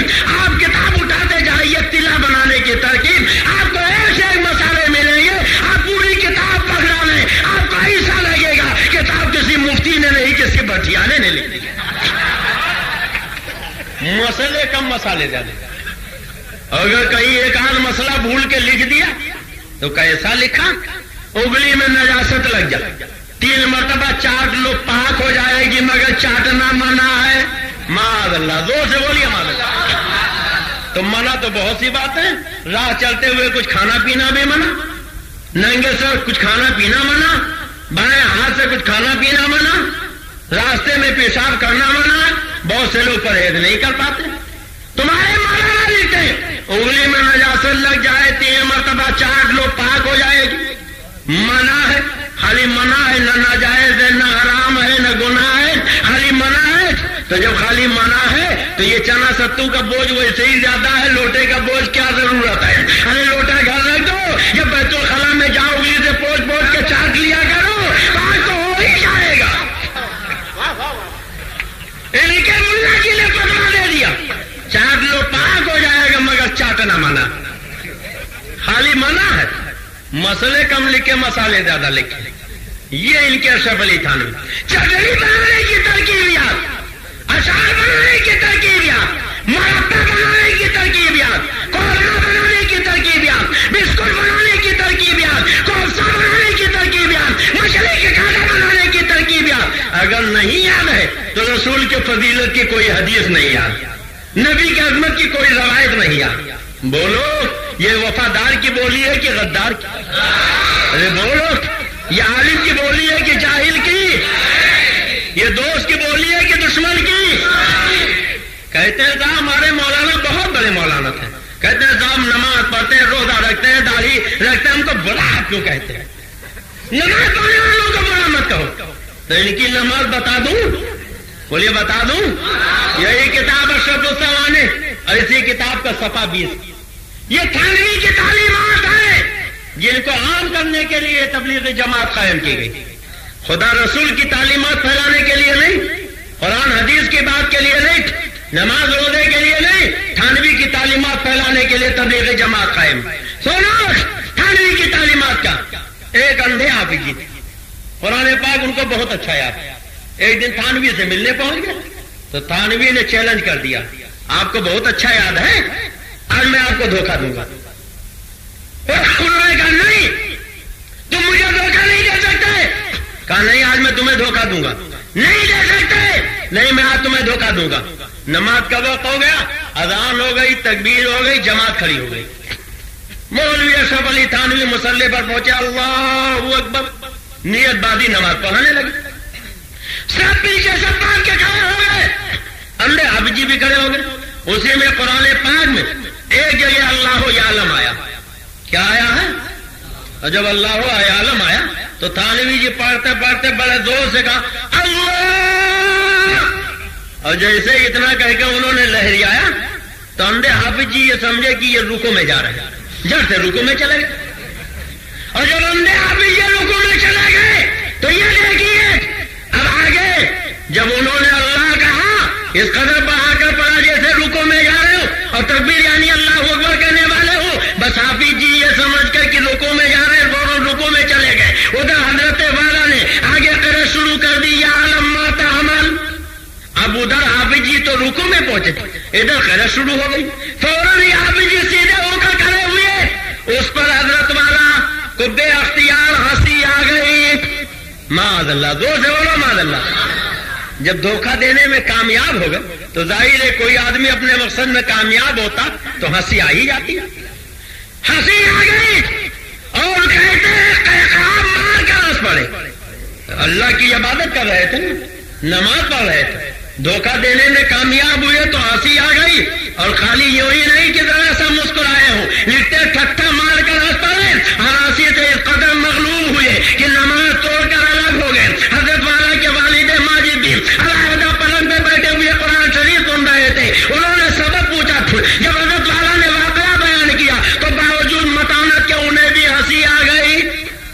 یعنی ابا حضور جو یہ سنا کہ میرا بیٹا دھوکہ دینے میں کامیاب ہو گیا تو ڈانٹنا چاہیے, بے مردود, اللہ کی عبادت کو مذاق بنا لیا, نماز کو مذاق بنا لیا, خدا کی بندگی کو مذاق بنا لیا, مگر ڈانٹنے کے بجائے خوش رہے, بارے میرے بیٹے کتنا اچھا کارنامہ انجام دیا ہے. اب آئے کہنے دو یہ وہابیوں کا مولوی ہے, نیت باندھی دھوکہ دینے کے لیے, نماز پڑھائی دھوکہ دینے کے لیے, امامت کی دھوکہ دینے کے لیے. اور جب دھوکہ دینے میں کامیاب ہو گیا تو کہا کہ نماز کیسی عبادت, کیسی تلاوت, کیسا قرآن کا پڑھنا, سب چھوڑ کر الگ ہو گئے. کام مار کر ہنسنے لگے.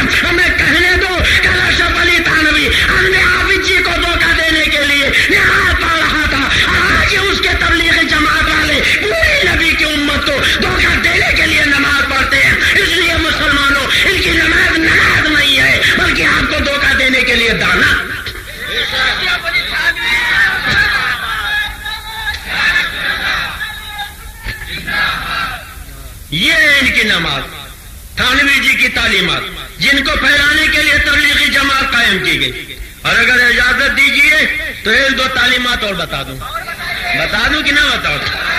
سننا چاہتے ہیں کہ نہیں سننا چاہتے؟ یہ دیکھیے صاحب ایک کتاب اور کتاب کا نام ہے ملفوظات حکیم الامت. یہ تھانوی کے ملفوظات اور یہ چھپی ہے دیوبند سے. کہاں سے؟ دیوبند کیا ہے؟ اگر اجازت دیجیے یہ بھی بتا دوں. بریلی کے کوئی مولوی نہیں، خود دیوبند کا فاضل عامل عثمانی کہتا تھا دغا کی دار ہے، یاجوج کی ہے یہ اس میں، وطن فروشی کا وہ بدی کی بے اس میں، جو اس کے نون میں نعرے جہیم غلطاں تو اس کے دار سے دہقانیت نمایاں. ملے گی ہنس تو بے شارہ دیوبند بنا، اب برے خمیر سے یہ شہر ناپسند بنا. فاضل دیوبند عامل عثمانی کہتے ہیں دغا کی دان، یاجوج کی یہ، وطن فروشی کا واو، بدی کی بے، نعرے جہین کا نو اور دہقانیت کا دان جب اکٹھا کیا گیا تب جا کے دیوبند بنا. یہ تمہارا مرکز اور ہمارا مرکز بریلی. بولو کیا ہے؟ زور سے بولو کیا ہے؟ یہ علماء فرماتے بریلی اصل میں بریلی جس کے معنی نجات میری ہے. گویا ہمارے مرکز کا نام ہی بتا رہا، اب ہمارے دامن سے وابستہ ہو جاؤ، نجات حوالے لے. تو یہ ہے دیوبند کی کتاب العبادات الیومیہ. اس کا صفحہ ہے 474. کون سا صفحہ ہے؟ جلد ہے 2 قصہ ہے 5. لکھتے ہیں ایک روز سب لڑکوں لڑکیوں کے جوتے جمع کر کے، لڑکوں کے جوتے تو جمع ہی کیے، تھانوی جی نے لڑکیوں کے بھی جوتے جمع کیے اور ان کو برابر رکھا اور ایک جوتے کو سب کے آگے رکھا. وہ گویا امام تھا اور ان کھڑے کر کے اس پر کپڑے کی چھت بنائی، وہ مسجد قرار دی. جوتا امام، جوتا نمازی، جوتا مقتدی. معاذ اللہ. زور سے بولیے معاذ اللہ. یہ تھانوی کی تعلیمات ہیں جن کو پھیلانے کے لیے تبلیغی جماعت قائم کی گئی. اور سنو یہی کتاب ہے اور یہی صفحہ. لکھتے ہیں برسات کا زمانہ تھا، کبھی پانی برستا تھا کبھی نکل جاتا تھا. اماں کا انتقال ہو گیا تھا، ابا تھے، بھیا تھے، تھانوی جی تھے. کئی آدمی تھے؟ 3. کہتے بارش کے زمانے میں آنگن میں 3 چارپائیاں بچتی تھے، ایک ابا کی، ایک بھیا کی، ایک ہماری. 3 چارپائیاں برابر بچ جاتی. کہتے ایک مرتبہ چپکے سے کیا کیا کہ رسی اٹھائی اور لے گئے ساری چارپائیوں کے پائے کس کے باندھ دیے، خوب جگہ کے باندھ دیے، اچھی طرح رسی سے کس دیا. اب آگے لکھتے ہیں دیکھیے. کہتے ہیں باندھ کے سو گئے، پھر والد صاحب بھی آ کر لیٹ گئے. اتفاق سے بارش آئی، والد صاحب اٹھے، ہم کو بھی اٹھایا، بچپن کی نیند تھی، ہوں کر کے پھر سو گئے. یہ تو آپ جانتے ہیں اگر کوئی سو رہا ہو تو جگانا آسان ہے، اگر کوئی جاگ رہا ہو اس کو جگائیے تو جاگے گا. تب یہ تو جان بوجھ کے سوئے ہوئے تھے نا. اب ابا جگا رہے ہوں کر کے اس کروٹ، پھر جگایا ہوں کر کے اس کروٹ. کہتے ہوں کر کے لیٹ گئے.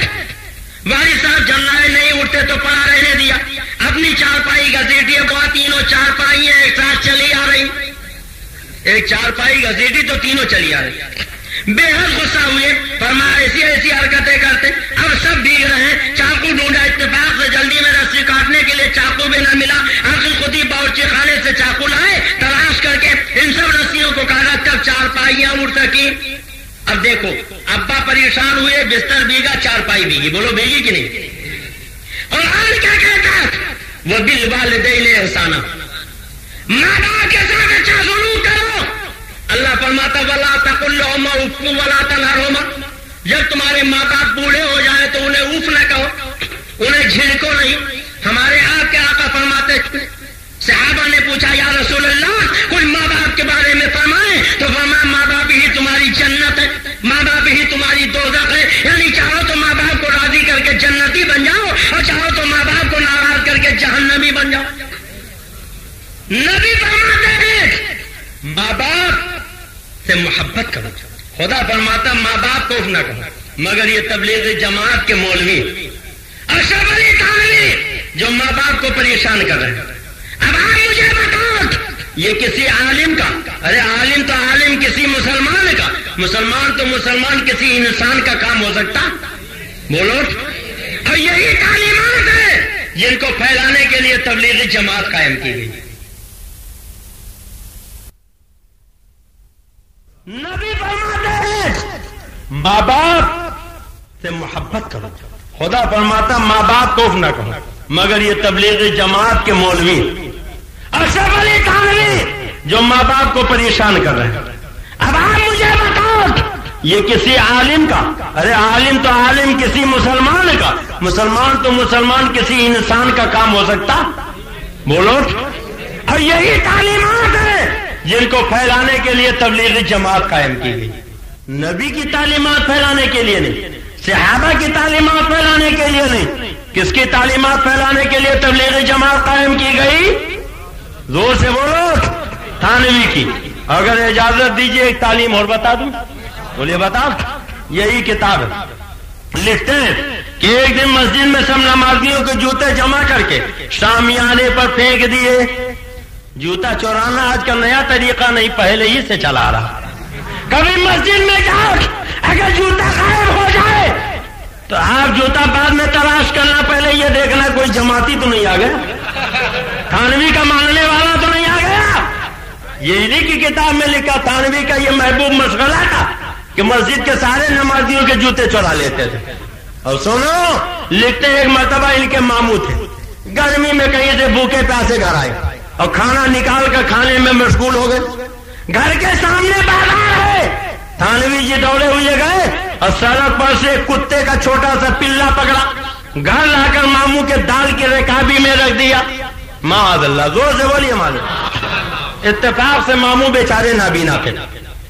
اب جب انہوں نے دال کی رکابی میں کتے کا پلا رکھ دیا تو ماموں نے روٹی توڑ کے دال میں ڈبونا چاہا تو دال کے بجائے کتا لگا. اب بیچارے روٹی چھوڑ کر کھڑے ہو گئے اور کچھ نہیں کہا. اب مجھے بتاؤ اگر دال کی رکابی میں کتے کا پلا رکھنا یہ کسی مجدد کا کام ہو سکتا؟ جوتے چورانا کسی مجدد کا کام ہو سکتا؟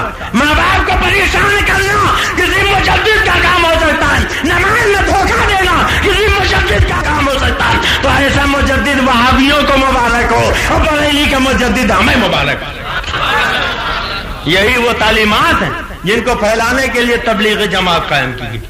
اگر اجازت دیجیے بالکل آخری بات بتا دوں بڑی بھیانک بات ہے. یہ دیکھیے صاحب کہتے ہیں ایک روز میں پیشاب کر رہا تھا. تھانوی جی کہتے ہیں ایک دن میں موت رہا تھا. بھائی صاحب نے آ کر میرے سر پہ پیشاب کرنا شروع کر دیا. آوے کا آوا خراب ہے، خود ہی نہیں خراب ہے، بھیا بھی وہی سے.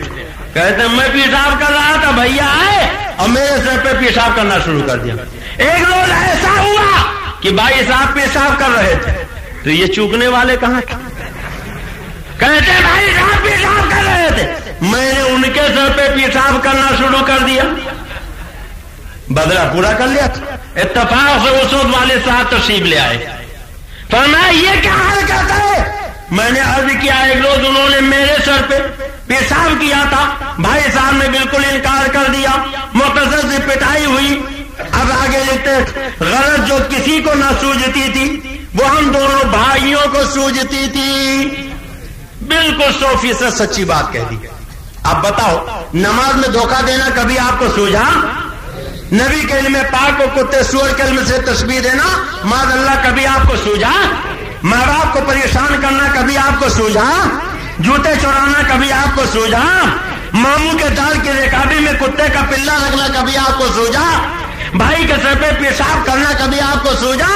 کہتے جو کسی کو نہ سوجھتی تھی وہ ہم دونوں بھائیوں کو سوجھتی تھی. اور یہی وہ تعلیمات ہیں جن کو پھیلانے کے لیے ان وہابیوں نے تبلیغی جماعت قائم کی.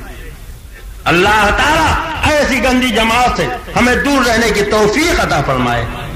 حضرات اگر اجازت دیجیے تو کچھ باتیں اور عرض کر دوں. یہ دیکھیے کتاب ہے، کتاب کا نام ہے تقویت الایمان. کیا نام ہے؟ یہ تقویت الایمان نہیں بلکہ تفویت الایمان، ایمان کو فوت کر دینے والی کتاب.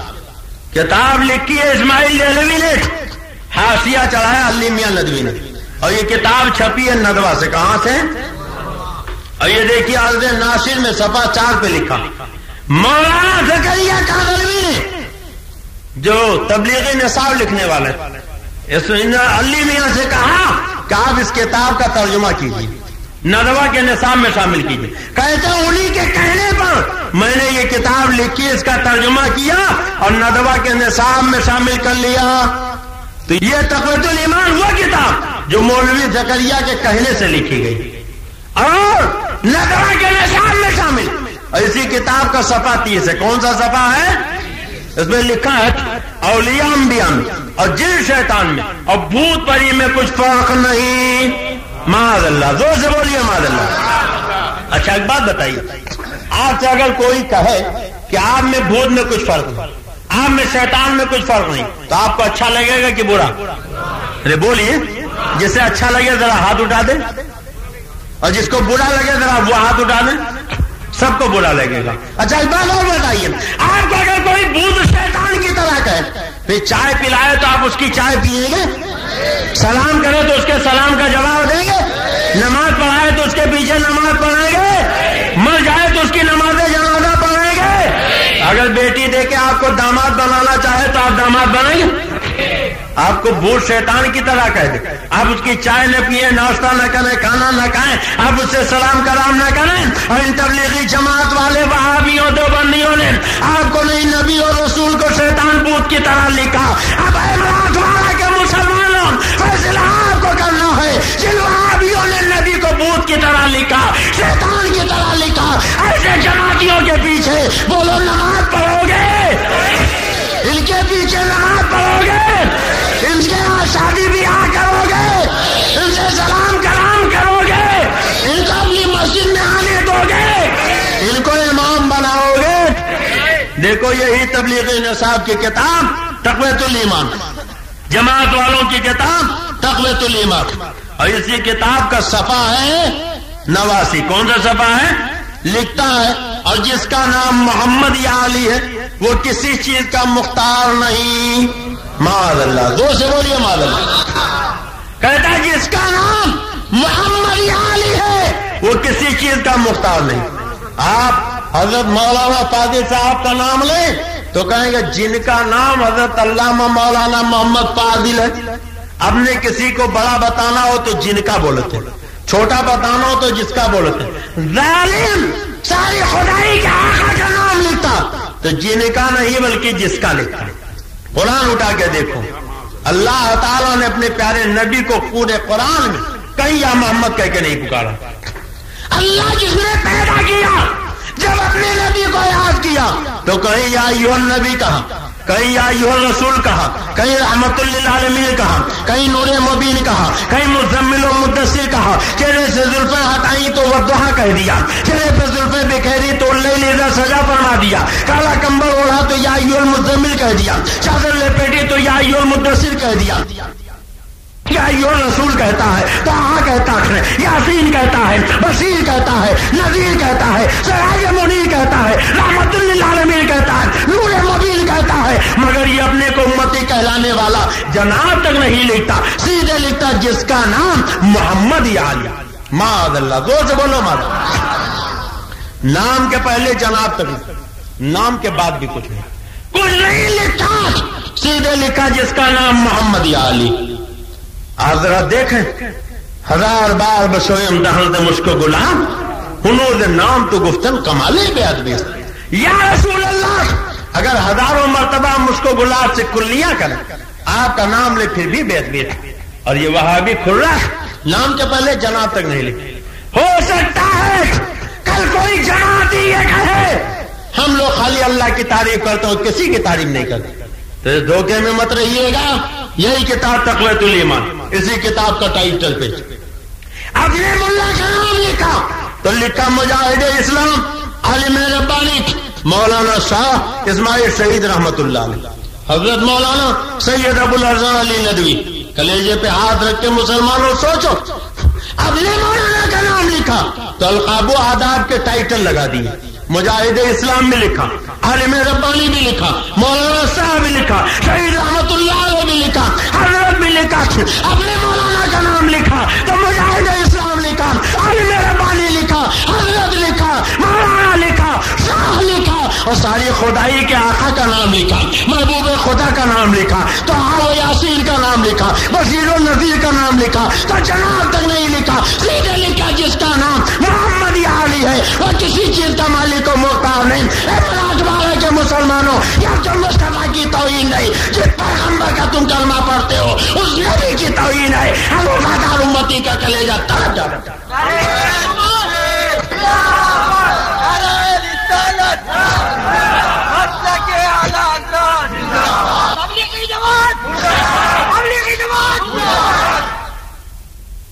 اسلامیہ کیسٹ کمپنی مالیگاؤں کی جانب سے عقائد و اعمال کو سنوارنے والی بہترین کیسٹ ہے۔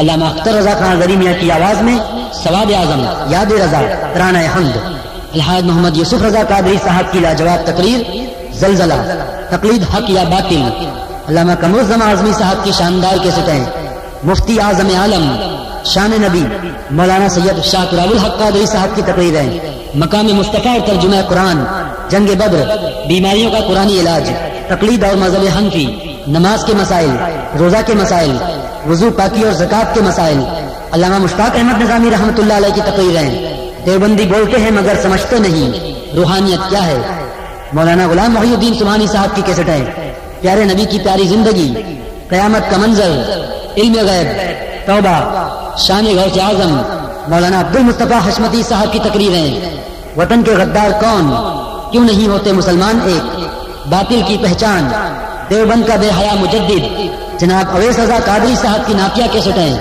ماہ نور، خاک طیبہ، پھر کرم ہو گیا، صحرائے مدینہ، الحاج محمد رضوان صاحب کی ناقیہ کیسٹیں، درد رضا، نور مجسم، جان عالم، اس کے علاوہ سنتوں کے بیانات کی کیسٹیں اور ہر قسم کی سی ڈی اور کتابوں کے لیے اسلامیہ کیسٹ کمپنی پوار گلی مالیگاؤں ضلع ناسک اور مکتبہ رضا 26 کامبیکر اسٹریٹ بمبئی نمبر 3 سے رابطہ قائم کریں۔ حضرات بولو، اس میں تمہارے پیغمبر کی توہین ہے کہ نہیں ہے؟ ارے بولیے ہے کہ نہیں؟ یہی تقویت الایمان ہے اور اسی کتاب کا صفحہ 126 ہے۔ کون سا صفحہ ہے؟ یہ دیکھیے لکھا، سارا کاروبار جہان کا اللہ ہی کے چاہنے سے ہوتا ہے، رسول کے چاہنے سے کچھ نہیں ہوتا۔ معاذ اللہ، زور سے بولیے معاذ اللہ، سب مل کے بولیے معاذ اللہ۔ اور ہمارے سرکار اعلیٰ حضرت کیا کہتے ہیں؟ امام اس کو محبت کیا کہتے ہیں؟ کون اعلیٰ حضرت؟ ماں عرب نے تجھ کو یہ گانا گائے، آجم نے تیرا ترانہ، کہہ دو سبحان اللہ۔ ماں عرب نے تجھ کو یہ گانا گائے، آجم نے تیرا ترانہ، اور مانے تجھ کو سارا زمانہ، ہم یہ سنت اعلیٰ حضرت۔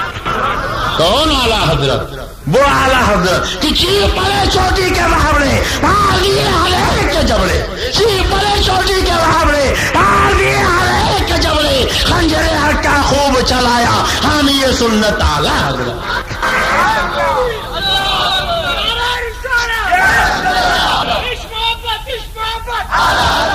سنو، تبلیغی جماعت والے لکھتے ہیں سارا کاروبار جہان کا اللہ ہی کے چاہنے سے ہوتا، رسول کے چاہنے سے کچھ نہیں ہوتا۔ معاذ اللہ، زور سے بولو معاذ اللہ۔ اور میرے اعلیٰ حضرت فرماتے ہیں، اے جماعتیوں، اے وہابیوں، اے تبلیغیوں، وہ تمہارا ڈپلیکیٹ رسول ہوگا، وہ تمہارا بنسپتی نبی ہوگا، وہ تمہارا ڈالڈا مار کا پیغمبر ہوگا جو خدا کی چاہت کے علاوہ چاہتا۔ ہم نے جس نبی کے کلمہ پڑھا، جس رسول کے کلمہ پڑھا، ہمارے نبی کی شان تو یہ ہے کہ میرا نبی وہ چاہتا ہی نہیں جو خدا نہ چاہتا۔ ارے کہہ دو سبحان اللہ، زور سے کہہ دو سبحان اللہ۔ ہمارا نبی وہ ہے جو وہی چاہتا ہے جو اس کا خدا چاہتا ہے، اور سن لو، خدا وہی چاہتا ہے جو اس کا پیارا مصطفیٰ چاہتا ہے۔ ہمارا نبی وہ چاہتا ہے جو خدا چاہتا ہے، اور خدا وہ چاہتا ہے جو پیارا مصطفیٰ چاہتا ہے۔ وہی قول خدا بند تعالی بے شک جو ہوا آپ کا فرمان رسول عربی۔ اور اگر یقین نہیں ہے تو دو دو چار کے شکل میں کچھ ایسی باتیں بتا دوں کہ ہمارے محترم حضرت علامہ فاضل صاحب نہ ہو، حاجی توفیق صاحب نہ ہو، تو آپ تنہا مناظرہ کر لیجئے۔ بولیے بتا دوں؟ یہ بتا دوں؟ جماعت والے کہتے ہیں سب اللہ کے چاہنے سے ہوتا، رسول کے چاہنے سے کچھ نہیں ہوتا۔ ہم کہتے ہیں رسول وہ چاہتے ہی نہیں جو اللہ نہ چاہتا، ہمارے سرکار وہی چاہتے جو خدا چاہتا تھا، لیکن اگر تم نے الگ الگ کر دیا تب آؤ بتاؤ آپ کے ہاں نماز ہوتی ہے؟ ارے بولی ہوتی ہے؟ 5 وقت کی مسجد ہے آپ کے جالنا میں، تو جب نماز ہوتی ہے تو نماز سے پہلے اذان بھی ہوتی ہوگی، بولی ہوتی ہے؟ فجر سے پہلے اذان ہوتی ہے، ظہر عصر مغرب عشاء سے پہلے اذان ہوتی ہے، اذان ہوتی۔ ہم نے تو دیکھا خالی جالنا میں نہیں، مالیگاؤں میں بھی اذان ہوتی، بمبئی میں بھی اذان ہوتی، ابھی گوا گئے تھے تقریر کے لیے، دیکھا وہاں بھی اذان ہوتی، کرناٹک گئے وہاں بھی، بنگال میں بھی، بہار میں بھی، اڑیسہ میں بھی، 4 مرتبہ دبئی گئے وہاں بھی، مکہ شریف مدینہ شریف گئے وہاں بھی، ساری دنیا میں جہاں جہاں مسجد ہے جب نماز ہوتی ہے تو نماز سے پہلے بولو کیا ہے؟ نماز سے پہلے اذان ہوتی۔ اچھا جناب، فجر سے پہلے اذان، ظہر سے پہلے اذان، عصر سے پہلے اذان، مغرب سے پہلے اذان، عشاء سے پہلے اذان، 5 وقت نماز سے پہلے اذان۔ تم کہتے ہو اللہ کے چاہنے سے ہوتا، رسول کے چاہنے سے کچھ نہیں، تو قرآن کے کس پارے میں ہے؟ اللہ نے کب کہا فجر سے پہلے اذان دو، ظہر سے پہلے اذان دو، عصر مغرب عشاء سے پہلے اذان دو؟ پورے قرآن میں کہیں ہے؟ پورا قرآن پڑھ ڈالیے، اللہ نے اذان کا حکم ہی نہیں دیا، اور جب اللہ نے اذان کا حکم نہیں دیا تو فجر سے پہلے اذان کیوں دیتے ہو؟ ظہر سے پہلے اذان کیوں دیتے ہو؟ مغرب عشاء سے پہلے اذان کیوں دیتے ہو؟ کہو گے عبد المصطفیٰ اللہ نے نہیں حکم دیا مگر رسول اللہ نے دیا۔ بولو اذان کا حکم کس نے دیا؟ زور سے بولو کس نے دیا؟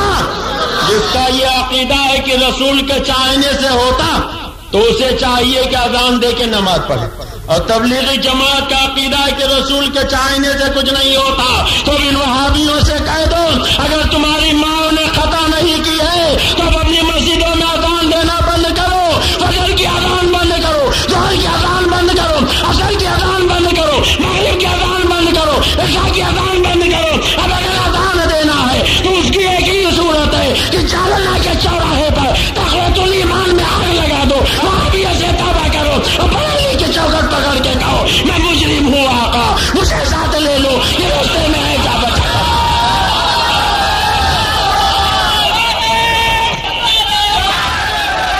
اگر اذان دینی ہے تو وہابیوں سے توبہ کرنی پڑے گی، تبلیغ سے توبہ کرنی پڑے گی، تقویت الایمان میں آگ لگانی پڑے گی، بریلی کی چوکٹ پکڑ کے کہنا پڑے گا میں مجرم ہوں آقا مجھے ساتھ لے لو، یہ راستے میں ہے جا بجا تھانے والے۔ اچھا ایک بات اور بتائی، آپ کے یہاں مسجدوں میں جمعہ بھی ہوتا؟ بولیے ہوتا؟ تو جمعہ سے پہلے خطبہ بھی ہوتا ہوگا؟ سنتے ہیں کہ دیر میں جاتے ہیں، گھڑی دیکھتے رہتے ہیں، جب امام صاحب اللہ اکبر گئے تب مسجد میں پہنچے، خطبہ سننا واجب، خطبہ ہوتا ہے۔ اچھا جناب، آپ ہی کے یہاں نہیں، ہم نے تو دیکھا دیوبند میں بھی خطبہ ہوتا، اذان بھی ہوتی، ندوہ میں بھی خطبہ اذان، ساری دنیا میں خطبہ اذان۔ تو جناب یہ خطبہ جو آپ جمعہ سے پہلے دیتے ہو قرآن کے کس پارے میں لکھا؟ کہاں اللہ نے کہا کہ جمعہ سے پہلے خطبہ دیا کرو؟ پورا قرآن پڑھ ڈالیے، اللہ نے خطبہ کا حکم ہی نہیں دیا۔ ہاں البتہ قرآن میں یہ ضرور ملتا ہے، ایک مرتبہ ہمارے سرکار مسجد نبی میں خطبہ دے رہے تھے، ایک قافلہ آ گیا، کچھ لوگ اٹھ کے چلے گئے، خطبہ نہیں سنا تو اللہ تبارک تعالیٰ نے آیت نازل کی، انہیں تنبیہ کی نبی کا خطبہ چھوڑ کے مت جایا کرو۔ ہم کہیں گے میرے مولا جب تو نے خطبہ کا حکم ہی نہیں دیا تو جو لوگ چلے گئے تھے انہیں تنبیہ کیوں کی جا رہی ہے؟ تو جواب ملے گا اگرچہ میں نے حکم نہیں دیا مگر میرے نبی نے تو حکم دیا ہے، جیسے میری بات نہ ماننے والا مجرم ہے ایسے ہی جو میرے نبی کی بات نہ مانے وہ بھی مجرم ہے۔ تو خطبہ کا حکم کس نے دیا؟ بولو کس نے دیا؟ تو جس کا یہ عقیدہ ہے کہ رسول کے چاہنے سے ہوتا وہ تو خطبہ دے کے جمعہ کی نماز پڑھیں۔ تبلیغی جماعت والوں کو خطبہ دینا چاہیے، وہابیوں کو خطبہ دینا چاہیے۔ اب ان سے کہہ دو اگر نطفہ صحیح ہے تو کل سے تم تقویت الایمان میں آگ لگاؤ، وہابیوں سے توبہ کرو، تب خطبہ دینا، بریلی کی چوکٹ پکڑ کے کہنا میں مجرم ہوں آقا مجھے ساتھ لے لو، یہ راستے میں ہے جا بجا تھانے والے۔ اچھا ایک بات اور بتائیے، جاللہ میں لوگ مرتے بھی ہیں؟ مرتے ہیں کہ نہیں مرتے؟ مرتے ہیں، یہاں بھی مرتے ہیں۔ اچھا آپ میں سے کتنے لوگوں کو نہیں مرنا، ذرا ہاتھ اٹھا دیں۔ کوئی آب حیات پی کے آیا ہو؟ اچھا ذرا کتنے لوگوں کو مرنا، ذرا وہ ہاتھ اٹھا دیں۔ اب دیکھیے کچھ بوڑھے اتنے ہی اٹھا رہے ہیں، کچھ اٹھا ہی نہیں رہے کہ ایسا نہ ہو موت کو فرشتہ دیکھ لے جلدی آ جائے۔ ارے اتنا اٹھاؤ گے تب مرو گے، اتنا اٹھاؤ گے تب مرو گے، اور نہیں اٹھاؤ گے تو بھی مرو گے۔ بولو مرو گے کہ نہیں مرو گے؟ مرنا ہے کہ نہیں مرنا؟ موت برحق ہے، سب کو مرنا ہے۔ اچھا جب آدمی مر جاتا تو مرنے کے بعد کیا ہوتا؟ نہلایا گیا، دلایا گیا، کفنایا گیا، ٹکٹی پہ لٹایا گیا، رسی سے جکڑا گیا، لے کے چل پڑے، اور ہمارے یہاں پھولوں میں بسایا گیا۔ اب یہ تو اپنا اپنا نصیبہ، کوئی کس کے جاتا ہے، کوئی پھولوں میں بس کے جاتا، کوئی کس کے جاتا، کوئی بس کے جاتا۔ پھولوں میں بسانے کے بعد لے کر چلے، تو یوں ہی دفن نہیں کر دیا، پہلے نماز جنازہ پڑھی۔ کیا پڑھی؟ اور یہ کھرے بھی پڑھتے ہیں کہ نہیں پڑھتے؟ یہ جماعتی پڑھتے ہیں کہ نہیں پڑھتے؟ 12 کے ڈبل والے پڑھتے ہیں کہ نہیں پڑھتے؟ اچھا جناب نماز جنازہ پڑھی تو قرآن کے کس پارے میں ہے؟ اللہ نے کب کہا کہ نماز جنازہ پڑھو؟ پورا قرآن پڑھ ڈالیے، اللہ نے کہیں نماز جنازہ کا حکم ہی نہیں دیا، واضح طور پہ فرمایا ہی نہیں۔ ہاں یہ تو فرمایا لا تصلی علی احد منهم مات ابدا ولا تقم علی قبرہ۔ یہ بے ایمان نبی کا دشمن یعنی وہابی دیوبندی تبلیغی مر جائے تو ان کی نماز جنازہ مت پڑھنا، ان کی قبر پہ کھڑے مت ہونا، یعنی نبی کے غداروں کی نماز جنازہ پڑھنے سے اللہ نے روکا تو ہے مگر پڑھنے کا حکم نہیں دیا۔ قرآن میں کہیں ہے؟ بولو ہے؟ اور جب نہیں ہے تب نماز جنازہ پڑھنا چاہیے؟ تو ان وہابیوں کا عقیدہ رسول کے چاہنے سے کچھ نہیں ہوتا، تو ان سے کہہ دو اب تم اپنے مردوں کو نماز جنازہ نہ پڑھو، ترکی پہ لٹاؤ، رسی سے جکڑو اور لے جا کے یا تو پھونک دو یا دریا میں تیرا دو۔ اگر نماز جنازہ پڑھنی ہے تو تقویت الایمان میں آگ لگانی پڑے گی، وہابیت سے توبہ کرنا پڑے گا، تبلیغی جماعت کا ساتھ چھوڑنا پڑے گا، اور بریلی کی چوکٹ پکڑ کے کرنا پڑے گا میں مجرم ہوں آقا مجھے ساتھ لے لو، یہ راستے میں جا بجاتا نہیں بات۔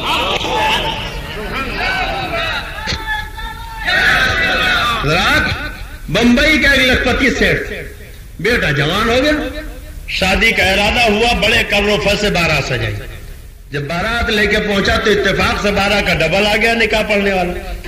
صحرا دیکھا تو جلب ان کے کباب ہو گئے، کہا پہلے یہ صحرا اتارو تب نکاح پڑھائیں گے۔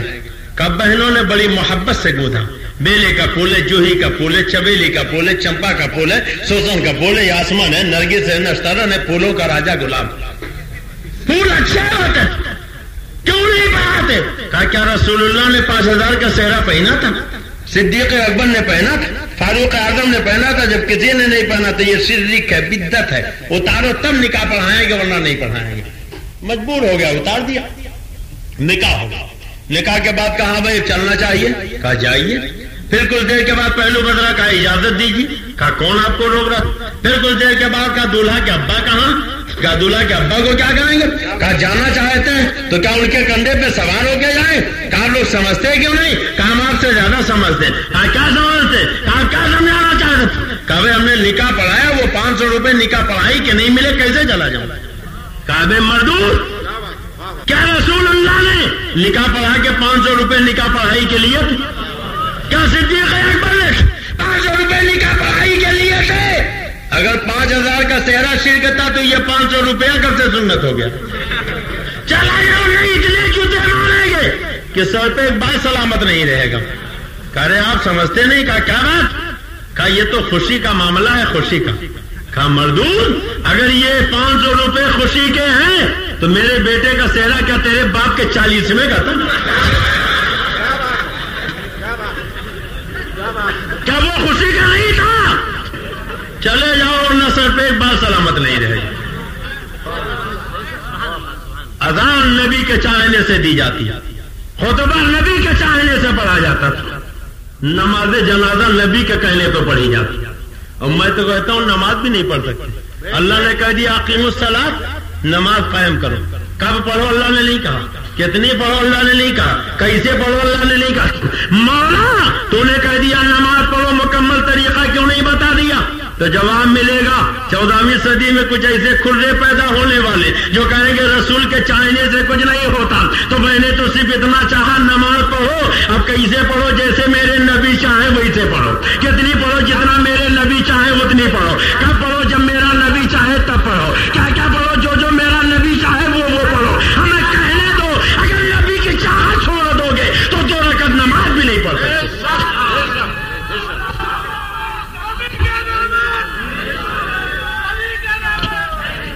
حضرات یہ تو خالی آپریشن ہو رہا، اب دوبارہ بلائیے گا تب پوسٹ مارٹم ہوگا، ابھی تو خالی آپریشن ہے، پوسٹ مارٹم کا نمبر بعد میں آئے گا انشاءاللہ۔ میں یہ کہہ رہا تھا پہچانو نبی کا وفادار کون ہے، نبی کا غدار کون ہے۔ یہ اشرف علی تھانوی کی تعلیمات جن کو پھیلانے کے لیے تبلیغی جماعت قائم کی گئی۔ یہ دیکھیے کتاب کا نام ہے الامداد، بولو کیا نام ہے؟ الامداد۔ یہ رسالہ دیوبند سے چھپا اور اس رسالے میں لکھا ہے کہ ایک مرتبہ تھانوی کے ایک مرید نے نیند میں پڑھا لا الہ الا اللہ اشرف علی رسول اللہ معاذ اللہ، اور جب جاگ گیا تو اس نے سوچا کلمہ غلط پڑھ گیا، لاؤ پھر سے صحیح پڑھیں، تو جاگنے کے بعد بھی پڑھتا لا الہ الا اللہ اشرف علی رسول اللہ۔ پھر سوچا لاؤ درود پڑھیں، تو لکھتا جب درود پڑھا تو پڑھا اللہم صلی علی سیدنا و نبینا مولانا اشرف علی معاذ اللہ، زور سے بولو معاذ اللہ۔ اب کہتا حضور بتائیے کیا ہے؟ تو کہتے اس واقعے میں تسلی تھی جس کی طرف تم رجوع کرتے ہو، بے تعالیٰ متبع سنت ہے۔ اے مراکوارا کے مسلمانوں، تھانوی کو کہنا چاہیے یہ شیطانی وسوسہ ہے، کفری عقیدہ ہے، توبہ کر کے پھر سے ایمان لاؤ اور مدینے والے کا کلمہ پڑھو، مدینے والے کا درود پڑھو۔ مگر اپنا کلمہ پڑھوایا، اپنا درود پڑھوایا اور کہا اس میں تسلی ہے، اور یہی وہ تعلیمات ہیں جن کو پھیلانے کے لیے تبلیغی جماعت قائم کی گئی۔ اب بولو مسلمانوں، تبلیغی جماعت کو آپ اچھا جانتے ہو کہ برا؟ ایک بولی کے آستانے پر آئے، دیکھو کتاب کا نام ہے تجدید احیاء الدین، کیا نام ہے؟ اور اس کتاب کا صفحہ ہے 96۔ کون سا صفحہ ہے؟ زور سے بولیے۔ لکھا جو لوگ حاجتیں طلب کرنے کے لیے اجمیر یا سالار مسعود کی قبر یا ایسے ہی دوسرے مقامات پر جاتے ہیں، وہ اتنا بڑا گناہ کرتے ہیں کہ قتل و زنا کا گناہ اس سے کم تر ہے، معاذ اللہ۔ زور سے بولو معاذ اللہ، سارا مہینہ بولے معاذ اللہ۔ آپ بزرگوں کے ہاں جاتے ہو، بولو جاتے ہو، حضرت شیر سوار رحمت اللہ علیہ کے آستانے پر آتے ہو، کتنے لوگ آتے ہیں؟ سب ہاتھ اٹھا دیتے، ماشاءاللہ سب آتے ہیں۔ یہ حضرت کا کون سا عرس ہے؟ 724واں سالانہ، گویا 724 سال سے حضرت کا عرس سے پاک ہو رہا۔ کتنے دنوں سے؟ زور سے بولیے، کتنے دنوں سے؟ 724 سال سے ہمارے حضرت کا عرس ہو رہا۔ اور دیوبند ندوہ کی زندگی کتنی ہے؟ زیادہ سے زیادہ 150 سال۔ کتنی؟ تو مزاروں پر جانے والوں کو شرک کرنے والے، مزار پہ جانے والوں کو قبر پجواتی دردی کرنے والے، ان کی زندگی کتنی؟ اور جاننے والوں کی جاننے میں کتنی؟ 724 سال۔ اب آپ بتاؤ جو 724 سال پرانی بات ہو وہ صحیح ہے یا 150 سال کی؟ ہم ایسی کوئی کتابیں قابل ضبط سمجھتے ہیں کہ جن کو پڑھ کے بیٹے باپ کو خبتی سمجھتے ہیں، اور حضرت کا عرس تو 724 سال سے ہو رہا، مگر آج ہی عطائے رسول ہند الولی خواجہ خواجگاں سرکار غریب نواز اجمیری کا عرس ہوا۔ سبحان اللہ، سب مل کے کہہ دو سبحان اللہ۔ سرکار غریب نواز کا کون سا عرس تھا؟ جی 790 سالانہ۔ کون سا عرس تھا؟ 790 سالانہ۔ گویا 790 سال سے ہند کے راجا ہم سب کے خواجہ عطائے رسول غریب نواز کا وہ سو رہا. بولو کب سے ہو رہا؟ کب سے ہو رہا؟ بریلی شریف کو 100 سال, دیوبند کو 150 سال, اور خواجہ کا عرض کتنے دنوں سے؟ کہتے ہیں بریلی کے اعلیٰ حضرت نے بدعت رائج کی, انہوں نے عرس شروع کیا, انہوں نے چادر کاغذ شروع کیا, انہوں نے یہ عرسوں پہ حاضری دلائی. ارے 790 سال سے خواجہ غریب نواز کا عرس ہو رہا ہے, 724 سال سے حضرت احمد شیر سہار کا عرس ہو رہا ہے, اور تم نے جسے شرک و بدعت کہنا شروع کیا تو بریلی کے تاجدار نے کوئی نیا طریقہ نہیں شروع کیا جو 724 سال پرانا تھا, 790 سال پرانا تھا, جسے تم مٹانا چاہتے تھے.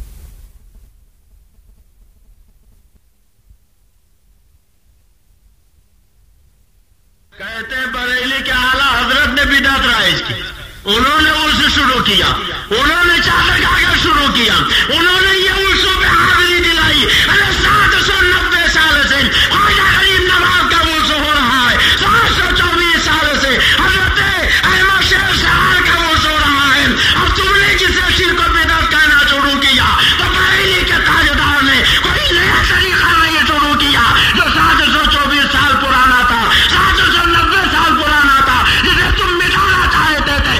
امام احمد رضا نے اسی طریقے کو زندہ کر دیا. اعلیٰ حضرت کا مسلک نیا مسلک نہیں. اور ہمارے یہاں اتر پردیش میں ایک آستانہ حضرت سید سالار مسعود غازی کا, ان کا تو یہ سال 999 سالانہ عرس. کون تھا؟ 999 سالانہ. تو گویا ہندوستان میں مزار پہ جانے والے, عرس کرنے والے, اللہ والوں کے یہاں حاضری دینے والے کتنے پرانے ہیں؟ 1000. اور میں تو کہتا ہوں 1000 کی. حضرت خواجہ غریب نواز جب ہندوستان آئے تھے, سرکار نے فرمایا معین الدین ہندوستان جاؤ, تو انہوں نے کہا سرکار میں کبھی گیا نہیں, کیسے جاؤں؟ حجابات ہٹ گئے, پورا نقشہ سامنے کر دیا گیا, حکم دیا گیا جاؤ. پہلے لاہور چلے جانا تھا, داتا گنج بخش کے مزار پہ حاضری دے دینا. سبحان اللہ. خواجہ صاحب ہندوستان ہے, غیر منقسم ہندوستان, متحدہ ہندوستان. تو سب سے پہلے لاہور گئے. کہاں گئے؟ بولو کہاں گئے؟ داتا صاحب کے مزار پر 40 دن چلہ کیا. ان جماعتیوں کا چلہ تو آبادیوں میں, بستیوں میں, اللہ والوں کا چلہ اللہ والوں کے مزاروں میں. یہ جو چلہ کرتے, اور وہ مزاروں پہ, غاروں میں, پہاڑوں میں چلہ کرتے. خواجہ صاحب داتا صاحب کے مزار پہ گئے, 40 دن کا چلہ کیا, اور جب چلنے لگے تو خواجہ صاحب نے کیا کہا تھا؟ آج بھی داتا صاحب کے مزار پر جلی حرفوں میں خواجہ صاحب کا کہا ہوا جملہ موجود ہے, گنج بخشے فیض عالم مردل نور خدا ناخسارا پیر کامل کامل آغا رہنما. تم کہتے ہو رسول کے چاہنے سے کچھ نہیں ہوتا, اور عطائے رسول ہند الولی فرماتے یہ داتا صاحب ہیں جو عالم کو فیض کا خزانہ بانٹنے والے. تو خواجہ صاحب نے مزار پہ حاضری دی, عالم کو فیض کا خزانہ بانٹنے والا کہا, تو گویا جو اعلیٰ حضرت نے عقیدہ دیا وہ نیا عقیدہ نہیں بلکہ رسول کا عطا کیا ہوا عقیدہ. غریب نواز کا عقیدہ وہی 1400 سال پرانا عقیدہ. ہم آئے حضرت کے مزار پر تو کہا یہ قبر پجواں ہے, بدعتی ہے, رضا خانی ہے. دیکھو قبروں پہ جا رہے ہیں, مگر میں بالکل قریب کر دوں. ہمارے تمہارے آقا کا وصال ہوا, قبر اطہر میں تشریف لے گئے, تو سرکار کے قبر پہ کون آ رہا؟ افضل الخلق بعد الانبیاء, یار غار نبی حضرت صدیق اکبر آ گئے. ارے کہہ دو سبحان اللہ, سب مل کے کہہ دو سبحان اللہ. اور آتے بھی ہیں تو کس شان سے, جب تک دنیاوی ظاہری حیات میں رہے اپنے آقا کے مزار پہ آتے رہے.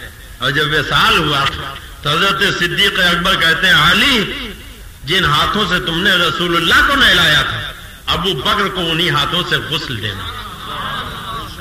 جتنے کپڑے نبی کو پہنائے تھے صدیق کو اتنے کپڑوں کا کفن دینا تھا. جس چارپائی پہ نبی کو لے چلے تھے علی, اسی چارپائی پہ ابو بکر کو لے چلنا. اور اے علی، جس کندھے پہ نبی کو اٹھایا تھا اسی کندھے پہ صدیق کو اٹھانا اور سے آ کے رسول کے روضے کے سامنے لٹا دینا. سبحان اللہ. کہاں لٹانا؟ بولو کہاں لٹانا؟ کہتے قبر پہ جانے والے قبر پجوا، قبر پہ جانے والے بدعتی، قبر پہ جانے والے رضا خانی، قبروں پہ جانا خطیر دینا سے بدتر ہے ماذ اللہ. مگر یہ دیکھو صدیق اکبر زندگی بھر تو چاہتے ہی رہے، وصال کے بعد بھی کہتے مجھے رسول کے قبر پہ لے جانا. ارے کہہ دو سبحان اللہ، کہہ دو سبحان اللہ. اور فرمایا جا کے کہنا یا رسول اللہ، یہ آپ کا یار غار ہے، انتقال ہو گیا، آپ کے چوکھٹ پہ حاضر ہے، آپ کے پہلو میں دفن ہونے کی اجازت چاہتا. اور کہتا ہے علی، اگر دروازہ خود بخود کھل جائے، قبر سے آواز آئے، اجازت مل جائے تو نبی کے پہلو میں دفن کر دینا. اگر دروازہ نہ کھلے، اجازت نہ ملے تو مسلمانوں کے عام قبرستان میں دفن کر دینا. ارے کہہ دو سبحان اللہ. یہ دیکھو تقویت الایمان، کہتے ہیں رسول کے چاہنے سے کچھ نہیں ہوتا. اور یہ تقویت الایمان جس میں لکھا نبی مر کر مٹی میں مل گئے. معاذ اللہ. زور سے بولو معاذ اللہ، سب مل کے بولو معاذ اللہ. یہ تبلیغی جماعت کی کتاب صفحہ 132 جس میں لکھا نبی مر کر مٹی میں مل گئے. اگر نبی مر کر مٹی میں مل گئے تو کیا صدیق اکبر یہ کہتے کہ مجھے نبی کے پاس لے جاؤ؟ یہ کہنا بتا رہا کہ ابو بکر کا یہ عقیدہ ہے کہ نبی مر کر مٹی میں نہیں ملے، قبر میں زندہ. ارے کہہ دو سبحان اللہ. صدیق اکبر کا ایمان بولا کہ پیغمبر اپنے قبر میں زندہ، اور خالی زندہ نہیں، قبر پہ جو کچھ کہا جائے اسے سنتے، اور خالی سنتے ہی نہیں، اگر چاہے تو جواب بھی عطا فرماتے، اور چاہے تو دروازہ بھی کھول دے. مالک کل نے آپ کو مالک کل بنا دیا، دونوں جہاں ہے آپ کے قبض و اختیار میں. اور کسی صحابی نے نہیں کہا صدیق اکبر آپ کیا کہہ رہے ہو، رسول تو مر کر مٹی میں مل گئے معاذ اللہ، ہم نے ان کو نہلایا دلایا کفنایا اور انہیں قبر میں لٹا دیا، تختے لگا دیے. اب وہ کیا سنیں گے؟ وہاں جانے سے کیا فائدہ؟ نہیں. سارے صحابہ کا عقیدہ نبی کل بھی زندہ تھے، آج بھی زندہ ہیں.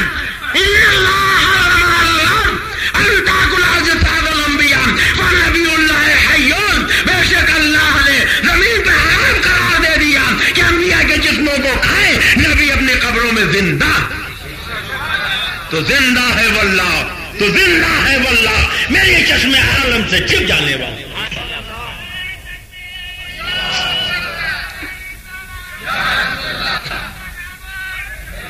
کوئی ایک تو صحابی کہتا کہ ابو بکر جو نبی مر گئے معاذ اللہ، ان کے یہاں لے جانے سے کیا فائدہ؟ وہ کیا سنیں گے؟ دروازہ خود بخود کیسے کھلے گا؟ وہ کیسے اجازت دیں گے؟ سارے صحابہ نے حضرت صدیق اکبر کی وصیت پہ عمل کیا. مولا علی کندھے پہ لے کے گئے اور جب نبی کے روضے کے سامنے لٹایا اور کہا یا رسول اللہ، یہ آپ کا یار غار ہے، آپ کی چوکھٹ پہ حاضر ہو، آپ کے پہلو میں دفن ہونے کی اجازت چاہتا ہے. تو دروازہ خود بخود کھل گیا. اپنے پاس سے آواز آئی کہ دوست کو دوست کے پہلو میں دفن کر دو. بے شک دوست اپنے دوست کا مشتاق ہے.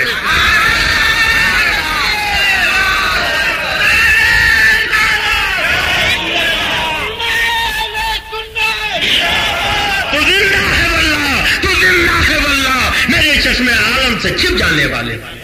کل بھی زندہ تھے میرے آقا، آج بھی زندہ ہے میرے آقا. کون نہیں جانتا؟ ہماری ماں، تمہاری ماں، ساری امت کی ماں حضرت عائشہ بھی جاتی تھی اپنے شوہر نامدار کے قبر پہ. کہتے ہیں قبر پجما ہے، بدعتی ہے، رضا خانی قبر پہ جانے والے. فرماتی حضرت عائشہ کہ پہلے میں بے حجاب جاتی تھی اور بعد میں اچھی طرح چہرے ڈھکے جانے لگی. تو لوگوں نے کہا ہے ام المومنین، اب آپ اتنا اہتمام کیوں کرتے؟ کہا پہلے ایک میرے والد ابو بکر تھے، دوسرے میرے شوہر سید الانبیاء تھے، اب تیسرے غیر عمر وہاں آرام کر رہے ہیں، اس لیے میں چہرہ اچھی طرح ڈھکے جاتی ہوں. گویا ہماری تمہاری ماں کا عقیدہ بول رہا ہے قبر میں لیٹنے والا زندہ ہے، آنے والے کو دیکھ رہا ہے. کبھی تو چہرے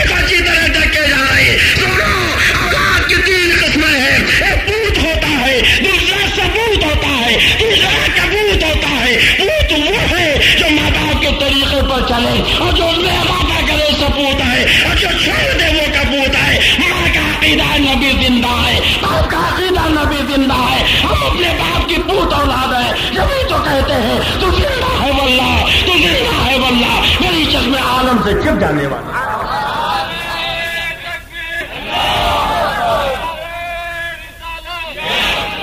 تو ہم الحمدللہ نئے طریقے پر خدا حدیث میں سرکار اپنی ماں کی قبر پہ گئے, صحابہ کو ساتھ لے کے گئے. شہداء احد کی قبروں پر ہر سال سرکار جاتے تھے, اپنے صحابہ کو لے کے جاتے تھے اور ایک تاریخ متعین پہ جاتے. گویا حدیث نے بتایا وقت معین پہ جانا یہ نبی کے سنت, اجتماعی طور سے جانا نبی کے سنت, حاضری دینا نبی کے سنت. ہم کوئی نیا طریقہ نہیں اپناتے ہیں, ہم تو نبی کے طریقے پر ہیں, نبی کے صحابہ کے طریقے پر. نبی مالک کو مختار ہے. بولو نبی, زور سے بولو نبی. اگر اجازت دیجیے ایک بڑی پیاری حدیث یاد آئی. اللہ اچھا رکھے ہمارے بھائی عبد الرحمان صاحب کو کیسٹ کے ذریعے پورے ہندوستان میں مسلک اعلی حضرت کو یہ پھیلا رہے. سبحان اللہ. گانے نہ سنو, قصے کہانی مت سنو, چٹکلے مت سنو, یہ دینی ایمانی کتابیں خریدو, یہ دینی کیسٹیں لے جاؤ, گھر میں لگا دو, کام کرتے رہو, پیغمبر کی نعت سنتے رہو, سفر ہوتا رہے, کیسٹ سے مدینے والے کا چرچا سنتے رہو. میں سو جاؤں یا مصطفیٰ کہتے کہتے, کھلے آنکھ صلی اعلیٰ کہتے کہتے, اللہ کے نبی کا چرچا, اللہ کے نبی کا ذکر سنتے رہو. بمبئی میں ایک صاحب ہے, انہوں نے تقریباً 5 لاکھ روپے کی ہماری کیسٹیں مفت میں بنوا کے پوری دنیا میں تقسیم کی. ہمارے عبد الرحمان بھائی بھی معمولی برائے نام خرچ وغیرہ لے کر پورے ہندوستان میں کیسٹیں پھیلا رہے ہیں تاکہ وہابیت کا جنازہ نکل جائے, مسلک اعلی حضرت کا عروج ہو. آپ ان کا ساتھ دیجیے. یہ تجارتی نقطۂ نظر سے نہیں بلکہ مسلک اعلی حضرت کے فروغ کے لیے کر رہے ہیں. تو انہوں نے جو کیسٹیں پھیلائی, ہمارے حاجی محمد توفیق صاحب نے بتایا کہ میں نے اپنے یہاں نادر اور قلب و چوال میں بھی بہت کیسٹیں پھیلا دی. اس کیسٹ میں آپ نے ایک حدیث سنی ہوگی, خزائن کبریٰ شریف کی حدیث. علامہ جلال الدین سیوطی فرماتے ہیں جنگ تبوک کے موقع پہ کھانا ختم ہو گیا, صحابہ بھوک سے پریشان, حضرت بلال آئے, یا رسول اللہ بھوک لگی. آقا نے فرمایا کہ توشا دان جھاڑو, شاید کھانے کا کوئی سامان نکلے. توشا دان جھاڑا, 7 کھجوریں نکلی. کتنی؟ زور سے بولو کتنی. اس پہ دستے مبارک رکھا اور کچھ پڑھا. سبحان اللہ. ہاتھ رکھا اور کچھ پڑھا اور پھر فرمایا بلال اب جتنے بھوک ہے سب کو بلا لو. سب آ گئے. فرمایا نکال کے. حضرت بلال کہتے ایک ہاتھ سے نکالتا تھا اور کھا کے دوسرے ہاتھ سے گٹلیاں لگا, نکالتا جا رہا تھا, کھاتا جا رہا. حضرت بلال کہتے پیٹ بھر گیا. 7 کھجوروں میں پیٹ بھرے گا؟ بولیے بھرے گا؟ کہتے پیٹ بھر گیا. بڑا تعجب ہوا. فرماتے ہیں کہ اور میرے ہی نہیں پیٹ بھرا, جتنے لوگ کھا رہے تھے سب کا پیٹ بھر گیا. اب تو اور تعجب ہوا. سوچا لاؤ شمار تو کرے, ہم نے کتنی کھجوریں کھائی. تو کہتے ایک ہاتھ سے گٹھلیاں رکھتا جا رہا. جب میں نے گٹھلیوں کو شمار کیا تو تنہا میں نے جو کھائی تھی وہ 54 کھجوریں تھیں. سبحان اللہ. زور سے کہہ دو سبحان اللہ. حضرت بلال نے کتنی کھائی اور لوگ منہ دیکھ رہے. ارے صحابی کی طرح تو کوئی غوث قطب بھی نہیں ہو سکتا, مگر ہمارے صفدر بھائی کی طرح رہے ہوں تو 54 سے آگے 60-70 کھایا ہوگا. میری طرح رہے ہوں تو 150 سے تو کم نہ کھایا ہوگا. سب نے کھایا, سب کے پیٹ رہ گئے. حضرت بلال کہتے ہیں اب تو بڑا تعجب ہو کہ 7 میں سے 54 میں نے کھایا, میرے سارے ساتھیوں نے کھایا. کہتے ہیں میں سوچنے لگا اگر سرکار ہاتھ ہٹا دیتے میں دیکھتا بچی کے دیکھ, اور جب سرکار نے ہاتھ ہٹایا تو فرماتے میں نے دیکھا کہ خدا کی قسم 7 کے 7 کھجوریں اب بھی موجود ہیں. ارے زور سے کہہ دو سبحان اللہ. یہ قصہ کہانی نہیں, یہ نبی کی حدیث سنا رہا. آقا فرماتے بلال ان کھجوروں کو سنبھال کے رکھ لو, خرچ مت کرنا, پھر کام آئیں گے. رکھ لیا. پھر دوسرے دن بلال آیا, آقا بھوک لگی, کھجوریں کیا ہوئی سرکار رکھی ہے لاؤ. پھر لائے, پھر سامنے رکھا, پھر ہاتھ رکھا, پھر پڑھا. حضرت بلال کہتے دوسرے دن کھانے والے 10 تھے, سب نے کھایا, پیٹ بھر گیا. پھر سرکار نے ہاتھ لگایا تو دیکھا 7 کے 7 اب بھی موجود. اسی طرح روز کھلاتے رہے. اور جب مدینہ قریب آیا تو آقا نے ایک بچے کو بلا کے دے دیا، وہ مسکرا کے کھاتا چلا گیا۔ سرکار فرماتے بلال مجھے شرم آتی ہے، ورنہ ان کھجوروں کو مدینہ لے جاتا اور پورے مدینے والوں کو ان 7 کھجوروں میں آسودہ کر دیتا۔ کبھی تو بریلی کا تاجدار پکار اٹھا، مالک کونین ہے، وہ پاس کچھ رکھتے نہیں، تو جہاں کی نعمتیں ہیں ان کے خالی ہاتھ میں۔ اور تاجدار اہل سنت سرکار مفتی اعظم کہتے ہیں یا رسول اللہ، کھاتے ہیں تیرے در کا، پیتے ہیں تیرے در کا، پانی ہے تیرا پانی، دانا ہے تیرا دانا۔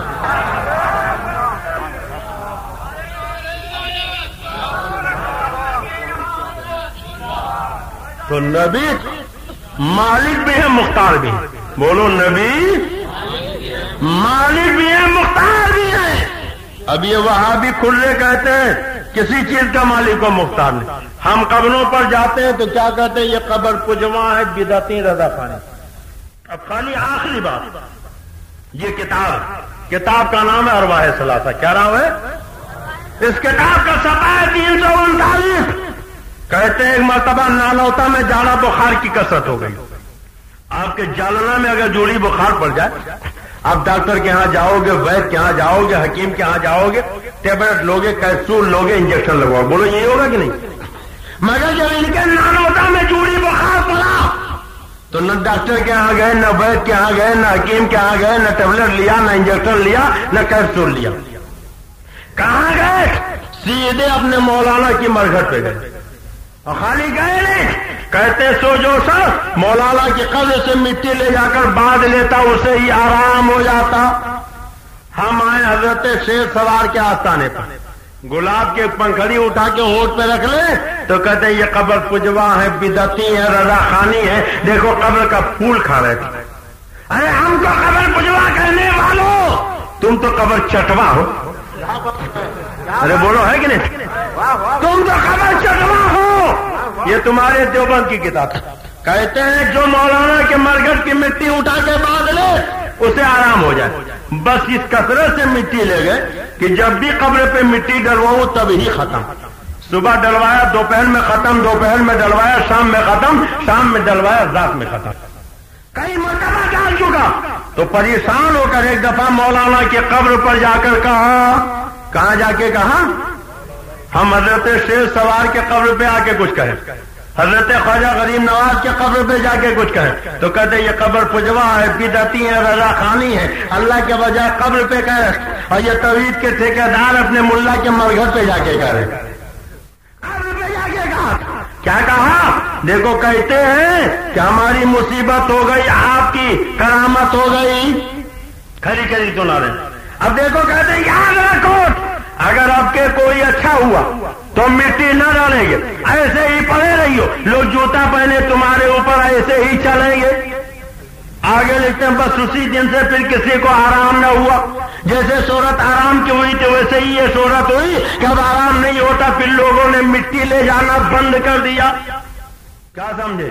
پتا چلا اپنے ملا کی بات آئی تو اختیار والا بھی مانا، صاحب تصرف بھی مانا، قبر میں زندہ بھی مانا، سننے والا بھی مانا، غیرتا بھی مانا، اپنے ملا کی مرگھٹ پہ بھی گئے۔ ہمیں کہنے دو، جاتے تم بھی ہو جاتے ہم بھی ہیں، مانتے تم بھی ہو مانتے ہم بھی ہیں، فرق یہ ہے اللہ والوں کے ہاں جاتے تھے اور وہابیوں دیوبندی ملاؤں کے ہاں تم جاتے ہیں۔ تو وہابی ملاؤں کی محبت تمہیں مبارک، اللہ والوں کی محبت ہمیں مبارک۔ قرآن کہتا ہے وَمِنَ النَّاسِ مَن يَقُولُ آمَنَّا بِاللَّهِ وَبِالْيَوْمِ الْآخِرِ وَمَا هُمْ بِمُؤْمِنِينَ۔ کچھ لوگ لا الہ الا اللہ بھی پڑھتے ہیں، قیامت پر ایمان لانے کا دعویٰ بھی کرتے ہیں، وَمَا هُمْ بِمُؤْمِنِينَ، مگر یہ مومن نہیں۔ اے جالنا اور مراٹھ والا کے سنی مسلمانوں، بولو بات سمجھ میں آ گئی؟ سمجھ میں آ گئی؟ اب آخر میں آپ سے پوچھتا ہوں، حضرت شیر سوار کو گواہ بنا کے، غوث و خواجہ کو گواہ بنا کے، مدینے والے آقا کو گواہ بنا کے اب یہ وعدہ کرو کہ نبی کے ان خطاؤں اور وہابیوں دیوبندیوں سے کوئی تعلق نہیں رکھو گے۔ بولو تعلق رکھو گے؟ ان سے رشتہ ناتا قائم کرو گے؟ ان سے سلام کلام کرو گے؟ ان کے پیچھے نماز پڑھو گے؟ ان کی نماز جنازہ پڑھو گے؟ قرآن کہتا لا تصلی علی احد